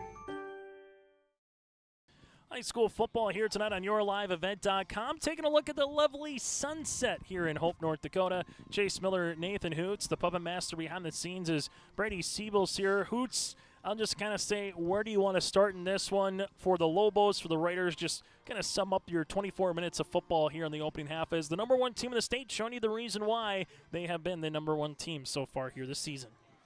I think, limited knowledge from the year thus far, but if this Lobo team is not playing in the Fargo Dome in November this year, I think it might be an upset. You're going to look at a team that's probably going to have that home field advantage throughout, and they play so well in LaMoure. I think this is a team that could be something special, and they got guys that are underclassmen that are playing really, really well. They're not going anywhere, but it's a program that's been built, and it's a program that's not going anywhere. They got a bunch of guys that are completely bought in that maybe haven't even gotten a snap tonight, and they're itching and clawing and scratching, ready to be that guy that gets to come in here in the second half in this type of game. As we take a look at your out-of-town scoreboard, Mayport CG trails Sargent County at the half. It's 12-8 Bulldogs in 9-man football. In 11A football, Central Cass 14, Northern Cass 12 at the half. Northern Cass just down by 2 against the number 2 ranked team in the state. Minot leads Shanley at the half 14-0. And at the half, Dickinson, making the trek across the state, leads 4th ranked Fargo South 21-0 with a 90-yard pick six at the end of the half. So that's a look at some of your out-of-town scores. We'll take a quick break, and we come back after this. We'll recap the stats and the scoring, and we'll get more from Nathan Hoots on the sideline around the corner here on YourLiveEvent.com. There was an idea to bring together a group of remarkable people. So when they needed us, the call is answered. We need to get the right protection to as many people as we can. We need to protect as many as we can. We will. We don't give up. Get the right protection for your lifestyle. Go to IRIinsurance.com to get a free quote and consultation.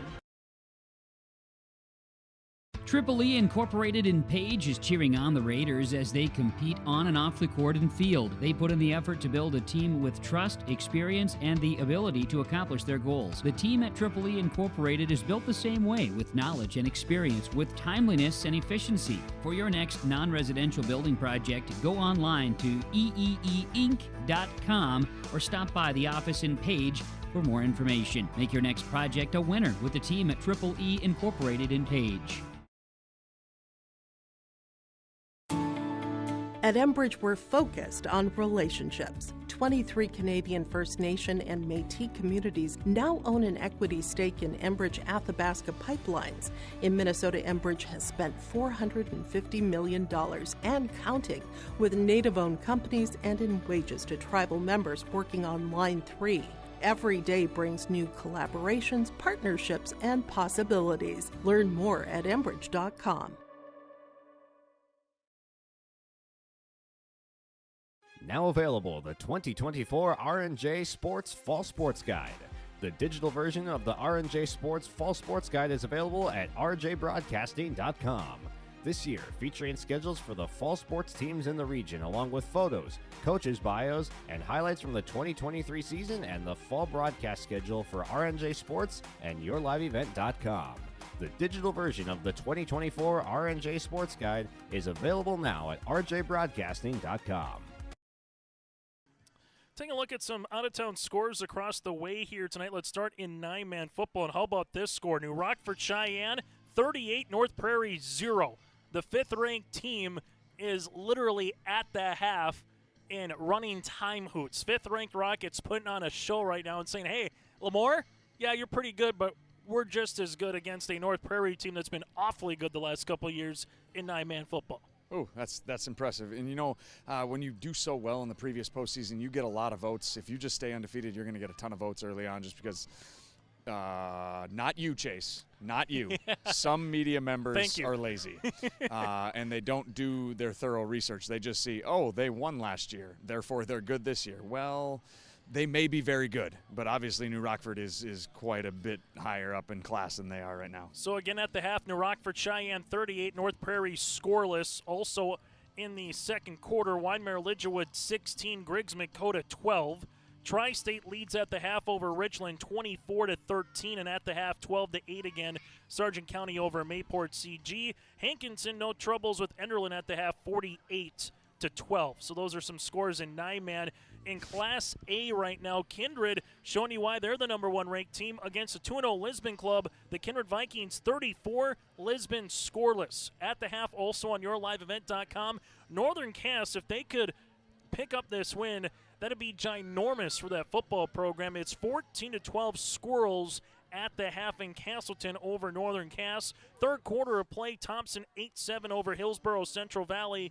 5 minutes remaining in the opening quarter. And Langdon Area Enmore Munich down against 0-2 Harvey Wells County at the half, 26-14 in 11A. Velva Drake Enemus Garrison 66-6 over Surrey. That game has gone final. In 2A, Jamestown, the number 2 ranked team in the state, going up against the Horace Hawks, the 4th ranked team. Horace with a 6-0 lead at Jamestown in the Buffalo City. That is at the half. And Grand Forks Central on the road with an 11-6 win, 11-6 lead, that is, at the half over Bismarck St. Mary's. Those are some of the scores in AA and AAA. Mandan going to Cheyenne and leads at the half 15-8. Number 3 ranked team in the state against the number 1 ranked club. And Fargo Davies housing Bismarck Legacy 28-0 at the half as well. What are some of the other scores, Hoots, that kind of perked your ears a little bit there across the state of North Dakota here tonight? Yeah, I'm a Region 1, Region 2 homer, so anything that involves Region 1 versus Region 2 crossover, it's just going to give you an idea of how things might play out come playoff time, because the High School Activity Association got lazy and just decided to do Region 1 against Region 2 in the first round of the playoffs. Come on, it's a Saturday. We can travel halfway across the state to play a playoff game on a Saturday. Let's mix things up here a little bit.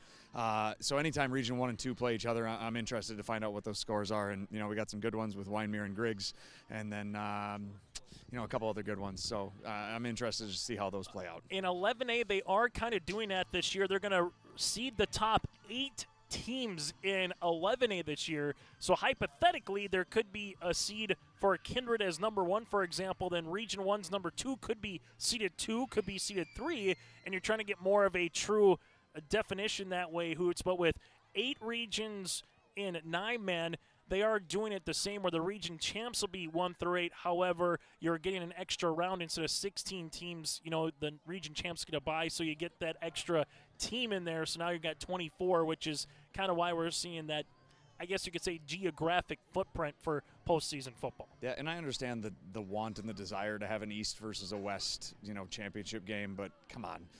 Even though we're small towns, we have buses that can make it across the state in a day. Let's get some cross-state games where you haven't seen a team already that year. That just doesn't make any sense to me. Why should a team that has earned a spot into the playoffs have to play a team that they've possibly already played this year?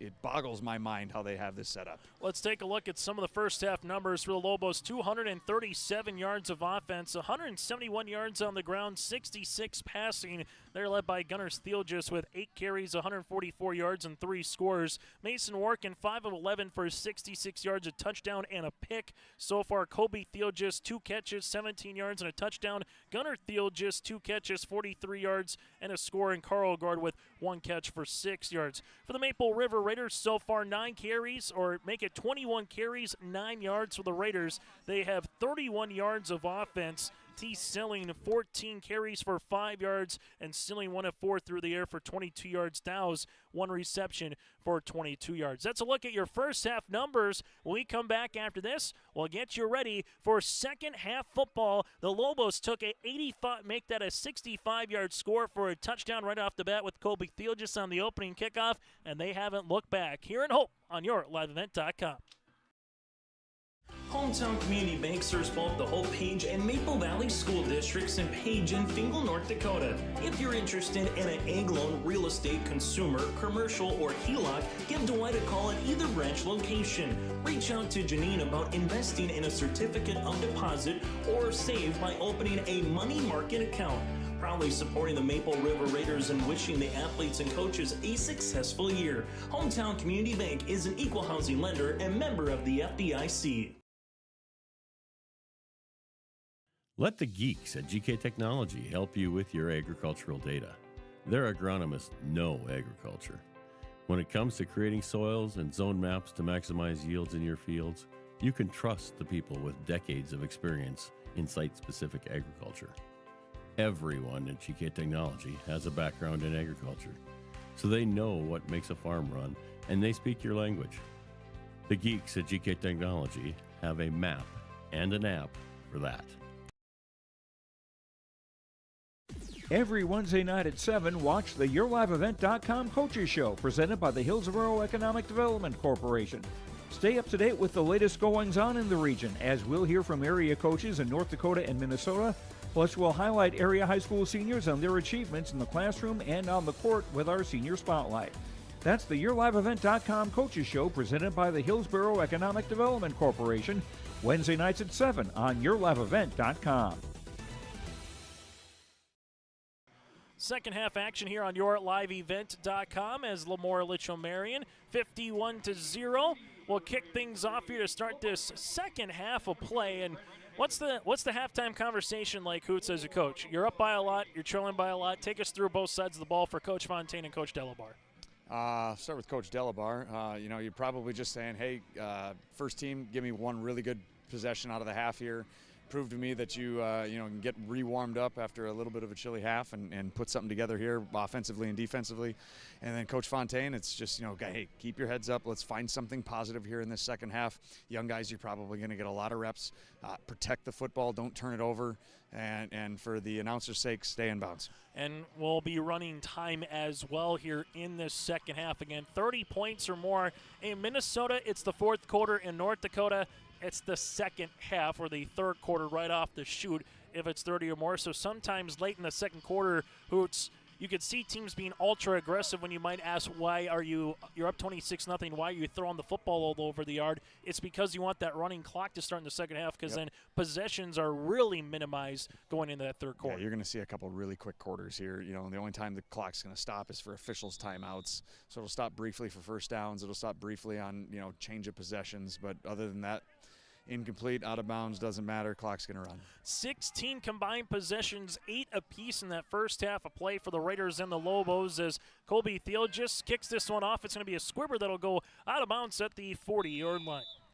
Raiders will take it over there unless you make them re-kick, which we've talked about this before a couple of times. Who was the kid that made the extra point right before half? You had number 20 on Potts. the play. That was Potts. Yeah, maybe Logan that's Potts. the kid that needs to kick off. Give him a shot here. I think he earned it with that extra point. Give him a shot. Maybe he can kick it off a tee. As for the Maple River Raiders here, this will be their 9th possession of the game, their first of this second half. Ball went out of bounds at the 40, so they should spot it where the ball went out of bounds. Otherwise, it's at the 35, but they will say the ball did go out of bounds at about the 37, so they will handle it there.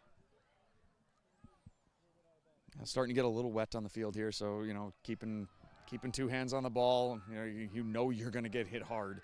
If you decide to put one hand over the ball, it's probably going to get popped loose here with a little bit slick miscommunication right out of the chute here. Maple River came in 1-1 on this season. The Lobos, number 1 ranked team in the state, at 2-0 on the year. It'll be 1st and 10 upcoming here in the pistol formation as Silling. Little speed option play here for Silling. Silling makes a cutback, and Silling's going to get wrapped up back at the 36-yard line as Carlgard, check that, Hebel comes in on the tackle for loss. Every single running lane just filled perfectly there by everybody in white. They definitely came out here hot in the second half.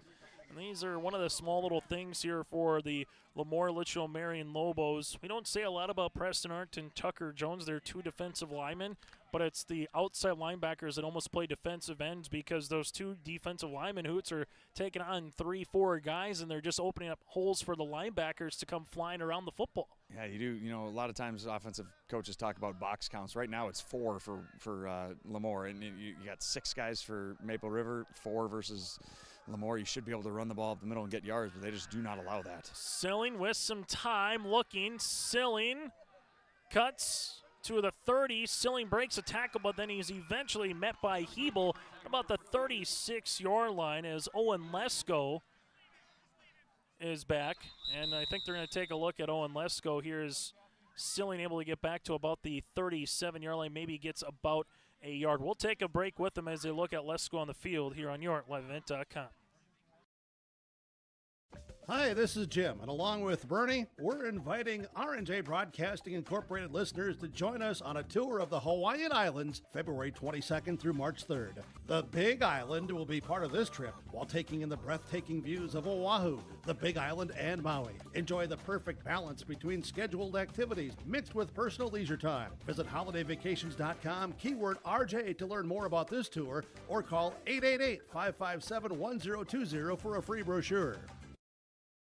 As we come back here on yourliveevent.com, just looked like maybe there was maybe you got hit in the midsection a little bit there by Lesko, a little friendly fire, catching your breath. And Nathan Hoots, you got an update on some Maple River Raiders that we were talking about earlier in the game that got a little nicked up, and we might not be seeing them here in this second half. Yeah, Preston Dow's without his helmet and shoulder pads. It looks like Damian Norrie's got his shoulder pads unhooked.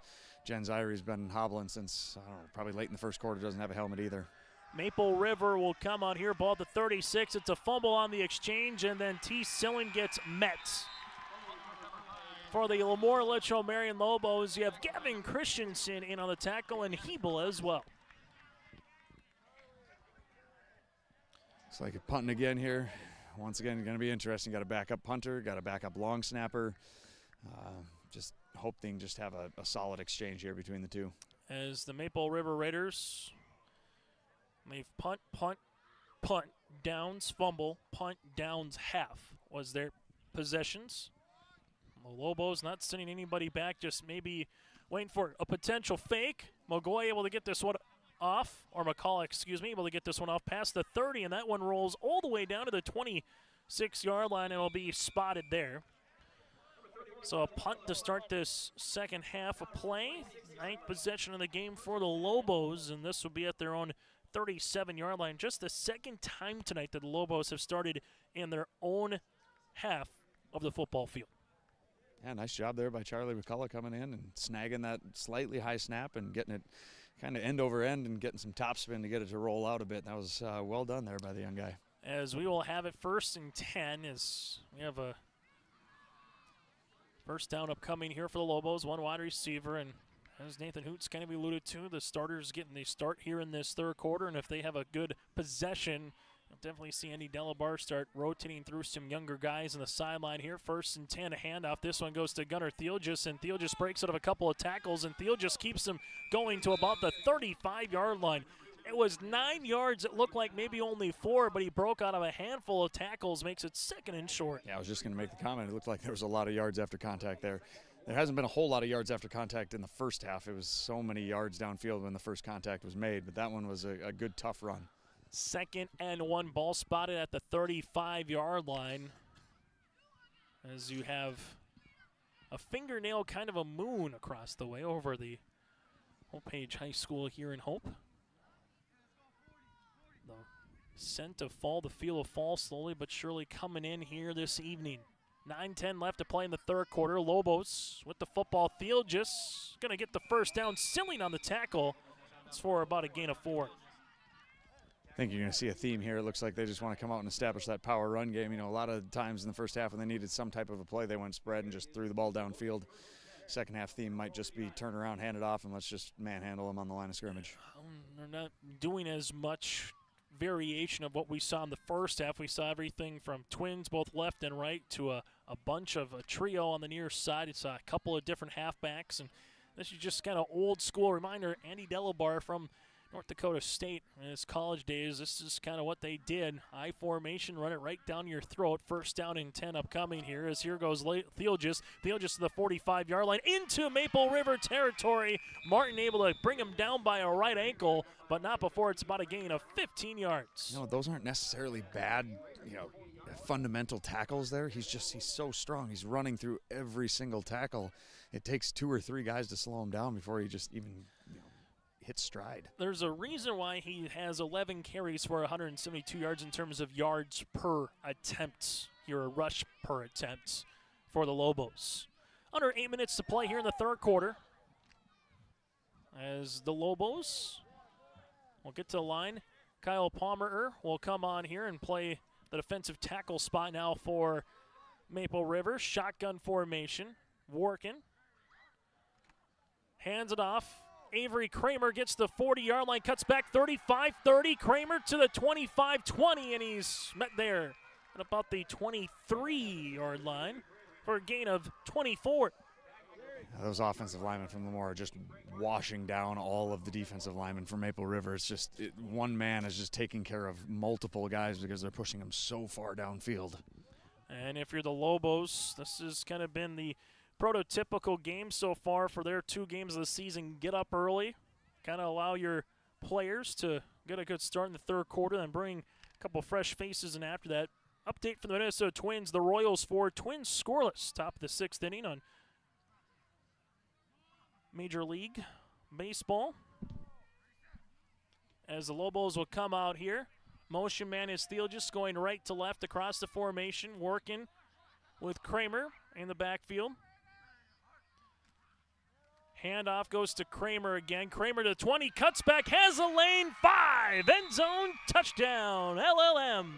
22 yards for Kramer.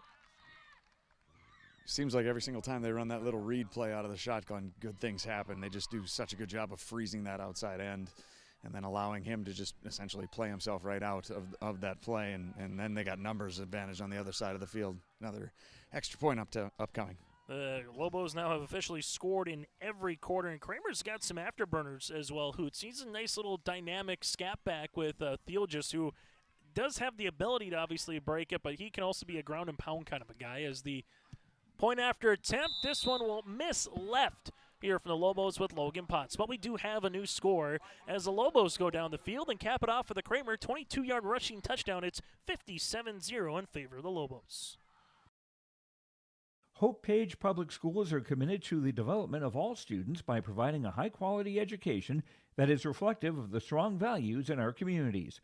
The staff at Hope Page Public Schools work each day to enable and inspire students to achieve academic excellence and make positive contributions to our world. Learn more about Hope Page Public Schools by visiting hopepage.k12.nd.us. We are Hope Page, and we will change the world. Farmers, are you expanding, upgrading, or want to automate? Visit with the experienced staff at Hope Electric to learn about the latest electrical systems and the newest technologies that they have developed to make your operation more efficient. Get a custom system in place with features like iPad truck loading and remote view grain storage, touchscreen controls, hazard monitoring systems, and wireless cellular cameras to protect your assets. Hope Electric, serving the agricultural and commercial industry since 1978. Visit hopeelectric.com or call 701-945-2460.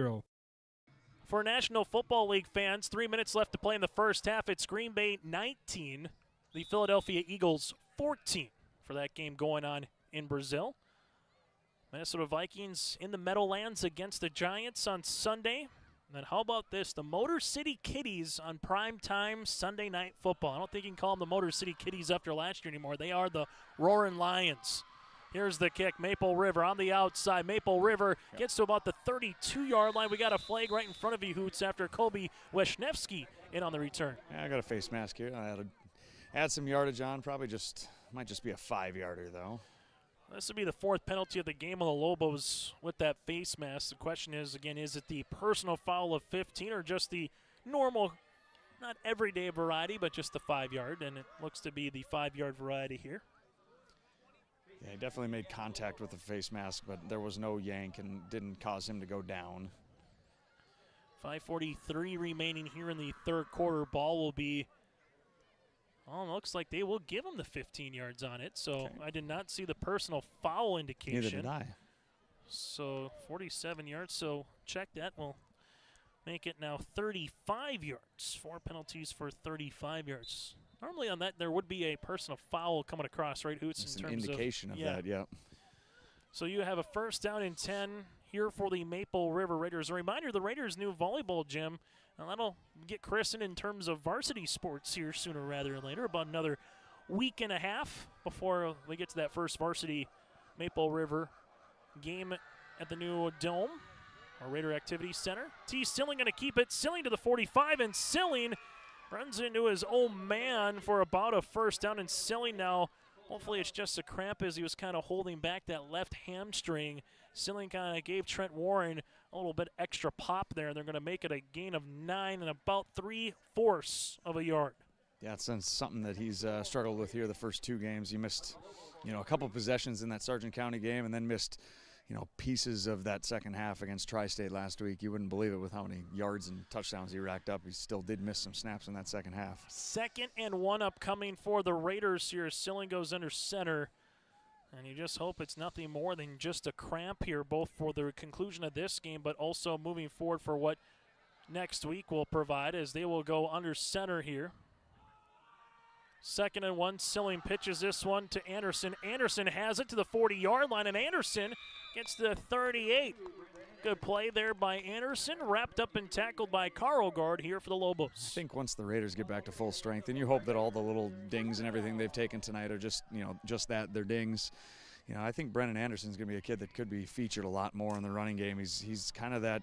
He's the opposite of Carter Bosch. He doesn't quite have that, elite quickness, but, he really gets downhill and gets runs behind his shoulder pads and initiates contact a lot. As we have a 1st and 10, we'll get back to that comment after the play here, talking about with Silling and Bosch, who could be that 3rd, 4th kind of a player. We saw Connor Dahl in that variety a lot last year for the Raiders. 1st down and 10. Silling drop, looking down the field. This one will get thrown, and the pass will be incomplete at the 10-yard line, as the intended receiver on the play was Jonah Thompson. I like how they did try to stretch him there. You had 2 different receivers going deep. You had the one guy going into the flat, try to get him at all 3 different levels. I never really see that Raider receiver running across that 10 to 15-yard crossing route to put stress in front of that safety. If you're going to stretch him vertically, you'd also like to see someone slide underneath. And the one thing going back to Anderson, Hoots, what do you like about his ability? Because if you have a Carter Bosch, you have a Silling. Obviously, we've seen Dowes be able to be a playmaker. But if you get Anderson in there, it does add another little wrinkle here for the Raiders offensively. He just runs with that toughness that you really like in a high school back. He covers up the ball. He takes care of it. He's directing traffic. It's his first year in the program, but he really knows what he's doing. 2nd down and 10 upcoming here is Silling. Ball spotted at the Lobos 38. Silling going to roll near sideline here. Silling looking to run now. Silling gets the 35 to the 30. Look out, Silling could go. Silling 20, 15, looking for a block. Hot steps man 5. T. Silling puts the helmet down, and he's in for a 37-yard rushing touchdown. Finally broke contain. He got himself one-on-one with that outside backer, and you know what? That outside backer has done a really good job all game long, knowing, because he's always had help, and that was the first time all game where he's kind of got isolated against that outside backer by himself, and I'm going to take 9 over anybody in the state in that position. We saw Silling have the ability to make plays throughout the season, and we see him there as well, as he gets loose for the first time tonight. And the 2-point conversion upcoming for Maple River, which was something back in the season opener, kind of a difference maker in the game with Sargent County. 2-point opportunity here for Maple River as Silling goes under center. Silling drops, rolls, looking for a man to Martin, incomplete. But we got a new score. 2 minutes remaining here in the 3rd quarter, 57-6. Raiders on the board here in Hope on your liveevent.com. Maple Valley Parents is a nonprofit organization whose main purpose is to promote, encourage, and support the Maple Valley students, teachers, and staff. MVP strives to strengthen and enhance the educational and social environment of the Maple Valley School District by providing opportunities for students, teachers, and parents to learn, socialize, communicate, and grow together. MVP Group welcomes anyone to join them in their mission. If you'd like to get involved or see upcoming events, check out the Maple Valley Parents Facebook page. Maple Valley Public School will begin the year with the completion of the building project, which added 14,500 square feet, housing a community fitness center, gymnasium, locker rooms, and a pre-K room. This addition will significantly enhance community opportunities by providing updated equipment and facilities. Maple Valley will also launch the Best in Class for our 4-year-old program this year. The Best in Class program includes curriculum, professional development, and resources to create learning environments for pre-kindergarten students. High school football here tonight on yourliveevent.com as the lovely Post in Hope lets you know what everything is going on here. As they will put this one on the tee, and the Raiders will kick this one off as this will roll past the 35 to about the 31. The Lobos will pick it up here with Logan Potts, and Potts gets wrestled down at about the 40-yard line, right in front of us with Frank Martin, part of the tackling party here. Lobos' 10th possession of the game. This will be with 1:40 remaining here in this third quarter, and boy, does the time fly when you get it to run. 1st and 10 upcoming here for LaMoure-Litchville Marion, and the Lobos going to look to see some new faces into the game here for the Lobos, as well as Isaacson is talking everything over, making sure they get everybody on board. As now you have Riley Christopherson here, the sophomore, at a tight end spot. Avery Kramer will dot the I, new fullback into the game for the Lobos. This would be Grayson Matson, a freshman. Working the sophomore, getting some reps, will be under center, as Christopherson will be at the center spot here, still at the starting center. Kramer to the 45, and Kramer gets close to that 50-yard line as he was tackled for about a 9-yard gain by Owen Tickey. Yeah, new set of guys in there, same mentality, same execution. And same result, just pushing the defensive line back and you know, just 8-10 yards every single pop. Some of the other players into the game here for the Lobos now. Preston Arndt, a sophomore at 6 foot, 200 pounds. Cody Briggs, a sophomore at 5'10", 170 pounds as well here for LLM. And they've got a program established, Hoots, and they've had it for quite some time here in nine-man football. I know Andy Delabar has talked about, hey, we've had some lean years. It hasn't been all just, you know, postseason. He's been around for the 2-3 win seasons as well. As Kramer gets it, and look out, Kramer gets a cut back to the 40. Kramer could go, and Kramer is gone again for a touchdown. Kramer from 51 yards to end the third quarter. Kramer 5 carries now in the game for 123 yards and a score as well. A rushing touchdown on the way here for the Lobos.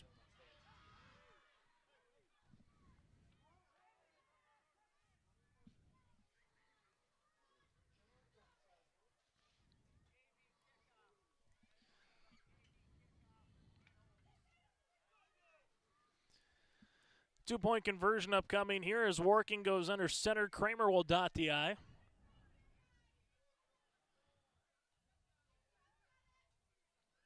As they go for their two-point conversion to try to make this game 65-6. Working. Play action. Rolls. Fires this one into the end zone for the two-point conversion. As the Lobos get the two-point conversion and now lead at 65-6 here on YourLiveEvent.com. Honesty, loyalty, integrity. At Bank North, we've remained true to these values for generations. They shape the way we do business, work with customers, and support our communities. We've been here for more than a century, helping people grow farms and businesses, finance homes, and pursue their dreams. It's values-based banking, and it's all about working together to strengthen the common threads that bind us together. Bank North, always true.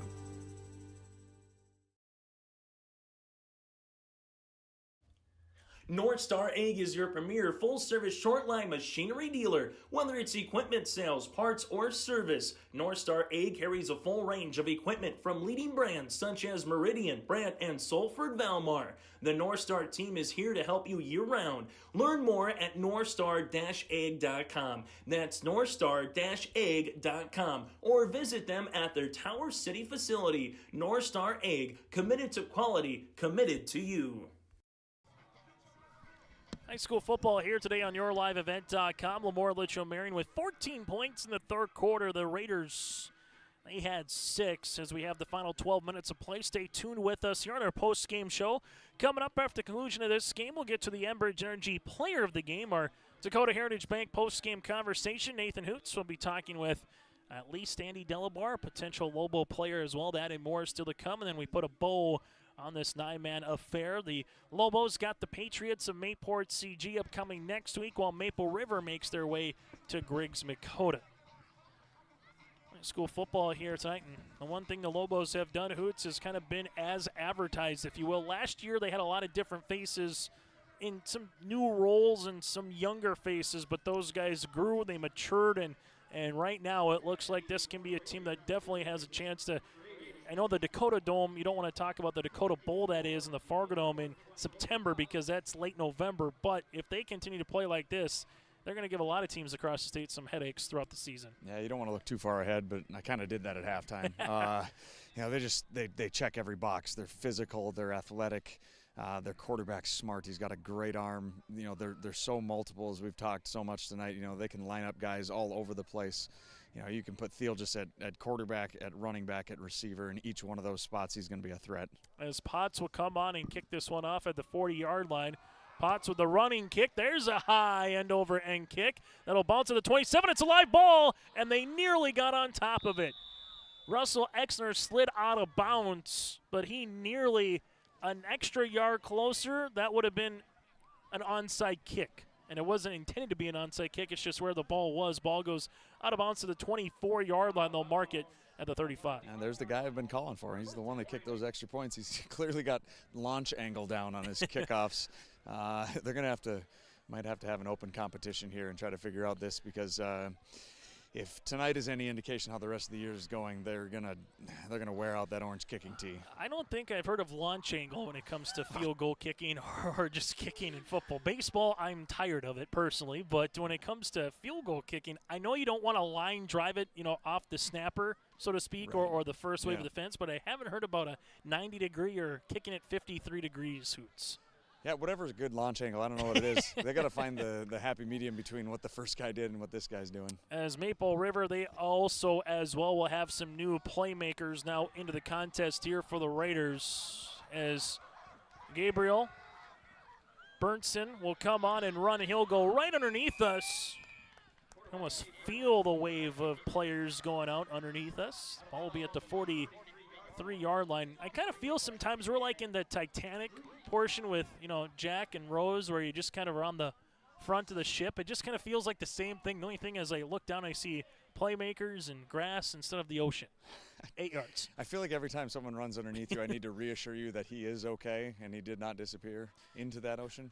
But how many guys do you know that move from left guard to quarterback in one possession? 0. Okay. Like none. This is 9-man football at its finest. That's exactly right. Is what starting it is. Guard, backup quarterback. And Gabriel will go back under center here, as Palmer will be under center. And fortunately here for Bernstein, he gets the ball back, and all those yards that he gained, well, they even out now. It'll be 3rd down and 10.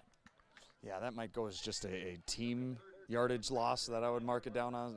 It's not exactly Gabe's fault there that happened, but, young guys, Kyle Palmer's first time out here, snapping the ball, probably not a whole lot of reps in practice, and, just try to get clean exchanges here the rest of the way. The one thing about this press box, we got almost hit by a punt 2 weeks ago up here, and this press box is literally almost on the field of play. I'm just waiting for a tip pass, a punt that does come into the press box at one time up in Hope. Frank Martin to the edge of the formation here for Maple River. Bernstein gets under center, I formation here for Maple River. But little bobsled play to the left-hand side, and Bernstein gets a couple of yards before he's tackled by Cody Briggs. The sophomore comes in. It's a gain of 3. Yeah, bobsled doesn't just happen with T-Selling. You can run that with anybody. That translates. I know it's more of a lead block, but how it looks kind of looks like the bobsled a little bit with the 4-man trying to get out in front and get some bodies in front of the runner. As 4th down upcoming here for the Maple River Raiders. High school football here tonight up in Hope, in a game that has nearly gone 2 hours here this evening. Start at 7:01 with the official kickoff time. As McCulloch will come on and kick it off punt at his own 29. Gets a good end-over-end sidewinder kick. Takes a Maple River bounce to the 34. Martin will grab it dead there, and with 9:34 remaining in the 4th quarter, the Lobos will have their 11th possession of the game.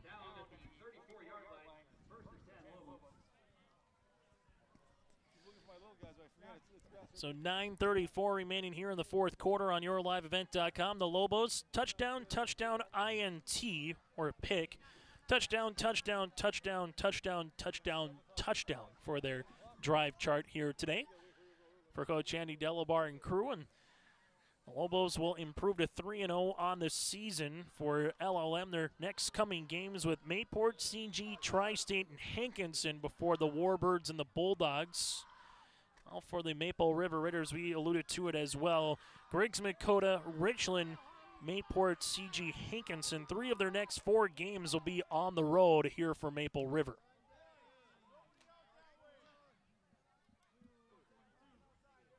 As the Lobos first down and 10 will come out here. Pitch play to the outside.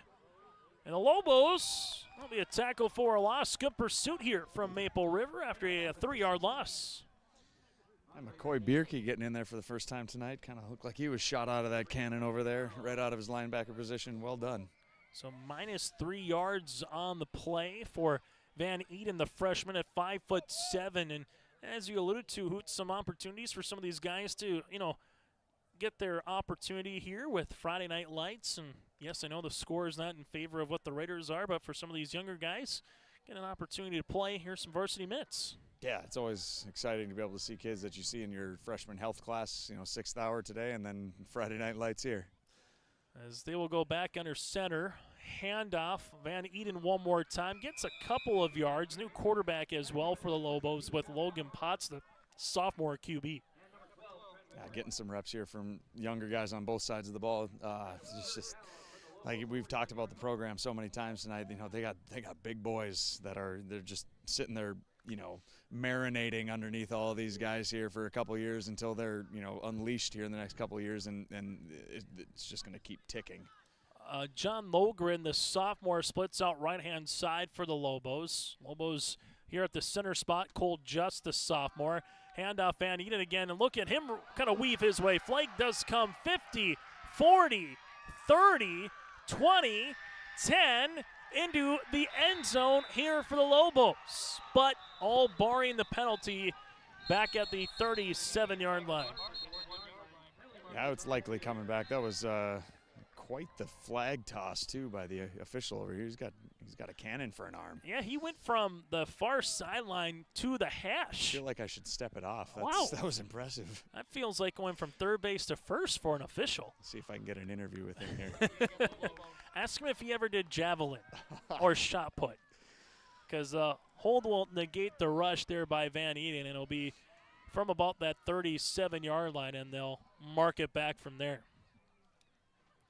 Lobos, it'll be their 6th penalty of the game for 45 yards, albeit a couple of the penalties has been kicking out of bounds.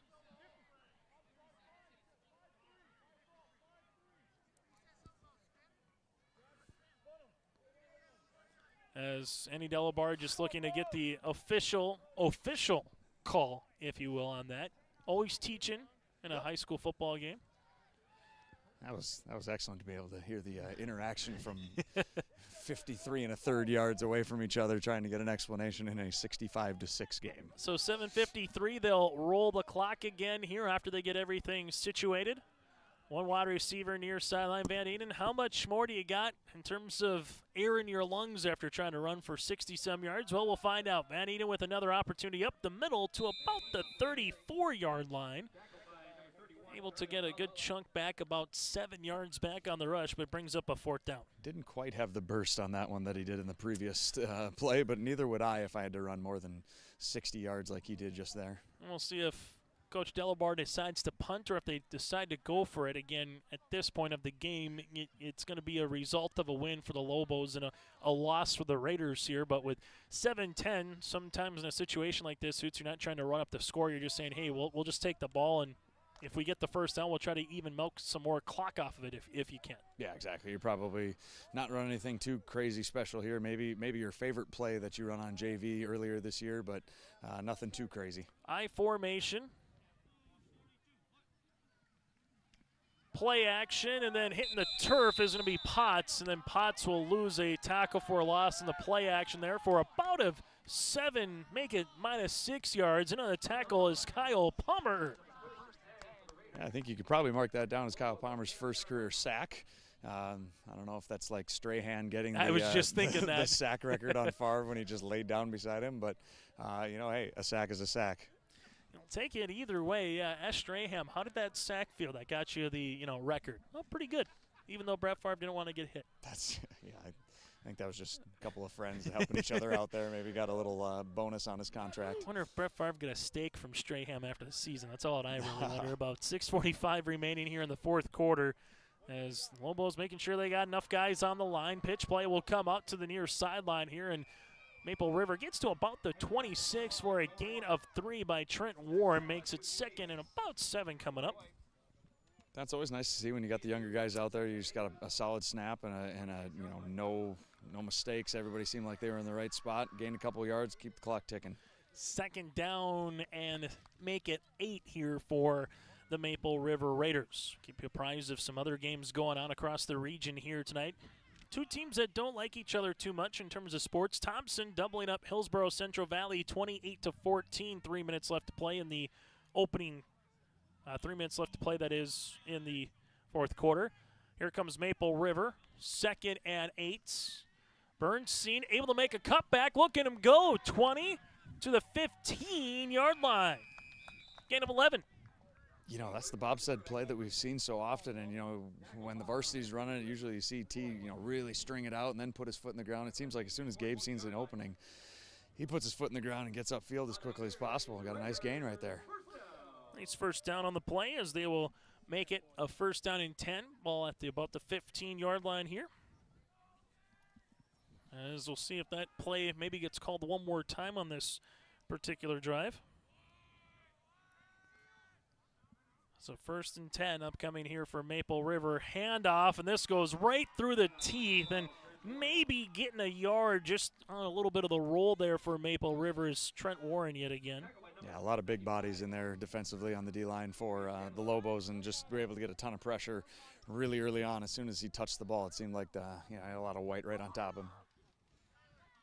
Bernstein 4 carries on the game so far. Also, we'll keep you apprised of some of the other scores going on across yourliveevent.com here tonight, but also across the state of North Dakota. New Rockford Cheyenne was taking care of business at the half. We'll let you know what that score is, as that has gone final. Here's Bernstein, and Bernstein's going to get met at about the 12-yard line as Leo will come in. Lallam on the play, the freshman. Bernstein able to get about a yard on the play. It's a final New Rockford Cheyenne over North Prairie 60-14. New Rockford Cheyenne defeats North Prairie 60-14. That game has gone final. Also, after 3 quarters of play, Griggs Dakota 26, LaMoure-Litchville 22. And with starting the fourth quarter, Tri-State 24, Richland 21. Those again. 21? 21. Jeez, an odd number. That All is right. You like odd numbers. I do. At nine-man football, a kicker is just a weapon. Never had one. Final, Kindred over Lisbon 48-0. So the Vikings improved to 3-0 in a 11A play. Third down upcoming. Bernstein trying to get out of a play. Somehow shovels the pass off. Here goes Maple River, and there's the flag. The flag comes out. It's a backyard play. Trent Warren with the house call, barring the penalty. You can't throw that flag in a 65-6 game. Face mask okay, on the all Lobos. Right, all right. And look at that little backyard play. Quarterback to halfback. Warren hot steps in from 12. There's no point in taking it. There's the cannon. Got it. I don't know if I've ever been that close to the cannon when it's gone off. Caught me off guard a bit there. But, that was a nice little play. You don't take a sack when you're down 60. And then good burst there by Trent Warren to get into the end zone. Was that a pass? Was that a lateral or a pitch there? I'm going to call it a pass. Give him the passing touchdown. Passing touchdown. We'll mark that in. So passing score. So you get 2 guys in the end zone. 2-point conversion here. And that is in. So Bernstein able to throw for a touchdown and then keep a 2-point conversion as well. Back after this to put a bow on this contest. In Hope, North Dakota, we aren't just a town, we're a community, one that you can be proud of, where you and your family can grow. With available jobs, affordable housing, a golf course and pool, the Sportsman Club, and great educational opportunities. There hasn't been a better time to join the Hope community, ideally located between Fargo, Grand Forks, and Jamestown. For more information, go to www.hopend.com. Live, work, and play in Hope, North Dakota. Dakota Heritage Bank, serving you with locations across North Dakota and northwestern Minnesota, has a strong background in ag and business lending, but they can also help with any auto, recreational, personal, or home loans, including home equity lines of credit. Dakota Heritage Bank is a family-owned community bank where decisions are made locally. Our friendly staff greets you with a smile, takes the time to get to know you, and can help you with your banking needs. Visit us online, dhbanknd.com. Dakota Heritage Bank, equal housing lender, member FDIC. High school football here on YourLiveEvent.com. Again, Griggs Dakota leads by 4 over the Warbirds. And 9-man football, 65-14. Well, for the Mayport CG Patriots, they're losing to Sargent County last at the half, 12-8. Between the Patriots as the Lobos with Kramer. Kramer wants a second kickoff return for a touchdown as a team for the Lobos, and I think he's going to get it. Kramer from 80 yards for a house call. I got that sideline, sucked one guy in just a little too narrow. You got to stay nice and wide. You got to protect that sideline, and just one guy out of position, and just another really good athlete from LaMoure. Kramer with the touchdown on the play. As all of a sudden you keep just kind of going through here, and another touchdown here for the Lobos. So they're able to get another score here. 71-14. LLM coming into the game averaging 56 points per game. That'll jolt up defensively. They were giving up 8. Maple River giving up 47 points per contest in 2 games. 2-point conversion, rushing 2-point conversion is going to be good, as the 2-point conversion here for the Lobos is by Van Eden. Let's make it now 73-14. And Eden with the 2-point conversion. We'll keep it here on YourLiveEvent.com as we get you ready for kickoff with 2:11 remaining. And we'll get to our post-game show coverage as well here on YourLiveEvent.com. 9:10 here is your time in a game that's gone 2 hours and 9 minutes here tonight from Hope. Well, the special teams unit for the Lobos, you got to win in all 3 phases, and you get 2 kickoff returns for a touchdown. Lobos able to force a fumble here, Hoots, and then obviously offensively, they've kind of done whatever they wanted here tonight in Hope as well. Yeah, they've scored with pretty much everything but a short passing game, and it's not like they've had to throw it that way. They've been able to protect the passer to allow them to throw the ball vertically all game long, and they got so many guys that can create separation from man coverage. They're going to be just an absolute wagon this year. That was a good term, a wagon. You're going to be pulling them along throughout the season here. I got a lot of guys that can pull the wagon and a lot of guys that can ride in it. Thinking Oregon Trail a little bit. Yeah, big fan of that. How about, only to hunt, that's all. How about Carmen San Diego? Where are you? No. There's another 90s, early 2000s gaming console game. If I could go on the old Mac desktop computer and play Oregon Trail, you earn some free time in 2nd grade. My first experience with a computer was a green screen Wheel of Fortune with the old floppy disk. That was a lot of fun. Here's another kick, and Potts puts a good one into it, but it goes out of bounds again. So this has probably been the one area for the Lobos that they will have to try to figure out who it's going forward with. Some of these kicks consistently going out of bounds. I think you just tell them to put it on the other hash. Instead of kicking it from the middle of the field, just kick it from the opposite hash and then do what you just did.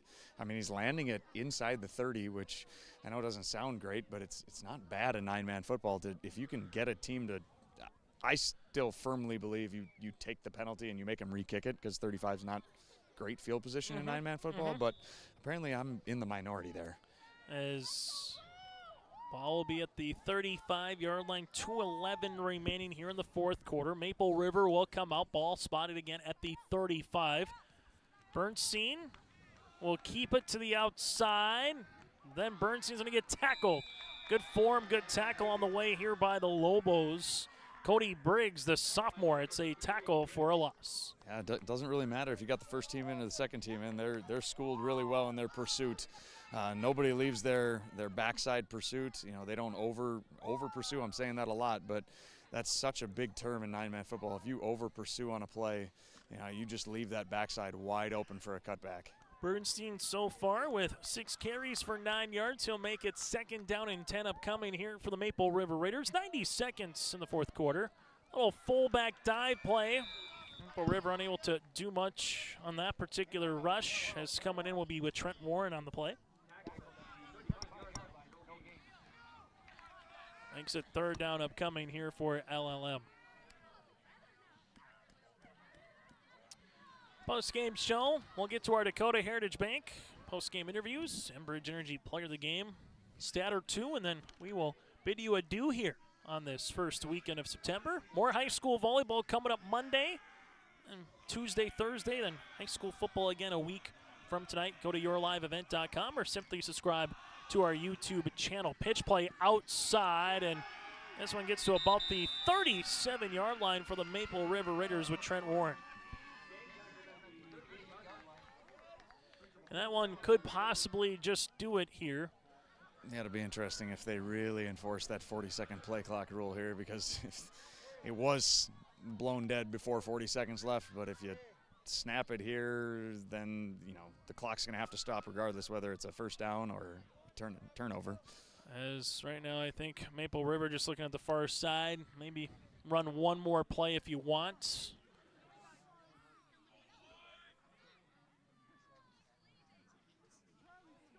As this one will be, it looks like to be a final here, as both teams just going to look at the football, and that'll do it. 73-14 will be the final. LaMoure-Litchville Marion improves to 3-0 on the season, while Maple River, they will drop to 1-2 on the year in a game that goes 2 hours and 14 minutes here tonight from home. We'll take a quick break. When we come back after this, we'll get into our post-game show coming up around the corner here on yourliveevent.com. Homegrown local radio is now worldwide with 24-hour streaming. Download the RJ Radio app to hear local voices from local radio with KRJB, KRJM, and KKCQ 24 hours a day from anywhere. You can listen to your favorite programs like the RJ Family Morning Show, local news, farm markets, music, high school sports, church services, more from anywhere. KRJB, KRJM, and 96.7 KKCQ is streaming on the RJ Radio app. Download it to your device and take us with you wherever you go. I love my decision. I love the smallness of it and how close everyone is. Some of my other friends went to a 4-year school, and I'm going to be done before them, even with 2 degrees and for a lot less money. My name's Casey, and I'm here for my future. First week of college, I can't tell you how many friends I've made. It's a family, you know what I mean? Like, every time I go to a meeting, like, everyone knows my name. They're always kind to me. I love it. I can't explain how much I love it here. My name is Junior, and I'm here for my future. There was an idea to bring together a group of remarkable people. So when they needed us, the call is answered. We need to get the right protection to as many people as we can. We need to protect as many as we can. We will. We don't give up. Get the right protection for your lifestyle. Go to IRIinsurance.com to get a free quote and consultation. As we come back on our post-game show, let's get to our Enbridge Energy Player of the Game. Go to Enbridge.com for career opportunities. Life takes energy for career opportunities. And I think there's a number of ways you can go. Obviously, Gunnar Theelgis, 172 yards, 3 rushing touchdowns. Kobe Theelgis with the 65-yard kickoff return for a touchdown here, Hoots. But Owen Leskill, Hebel, they did some dirty work. They were able to kind of fly over the football defensively. Where do you kind of go here tonight for the Enbridge Energy Player of the Game? I think kind of the Swiss Army knife on offense, Gunnar Thiel just has got to be the way to go, in my opinion. Just knowing, as a guy that used to coach in 9-man, he's everywhere. He lines up all over the field. He's just an absolute headache. If you don't know where 4 is on the field, he's probably going to score on that play. And, if you put truth serum injected into the veins of the coaches from LaMoure, they'd probably say he could have scored 10, 12 touchdowns tonight if they really wanted him to. He's an absolute stud. He's a guy that he really stands out amongst a team that's got a ton of really good players. 374 yards of total offense for the Lobos, 308 on the ground, 66 through the air. For the Maple River Raiders, 107 yards of total offense. They were able to get 12 extra yards, with that broken pass as well, so make it 119 yards of total offense here with 34 coming through the air. That touchdown Bernstein on the play, as that was able to be a touchdown to Warren for 12 yards. That could very well easily, just because of how that broken play was, the potential play of the game here in this one. Taking a look, Hoots, what do you take out of it if you're both teams here before we start hearing from these respective clubs? If you're Andy Delabar and if you're Larry Fontaine, going forward for the Lobos, one more non-region game with the Patriots, while on the opposite side for Maple River, region contest with Griggs-Dakota. Yeah, I think if you're LaMoure, you've played 3 games. You've handled each team really, really well. It's possible you've already played 2 teams in Griggs-Dakota, and either Maple River or Enderlin are probably playoff teams this year, and you've really kind of run through them with ease here in the first couple of games. So it's got to be something that you're really proud of moving forward. And your expectations, if they weren't high a month ago, they're really high right now.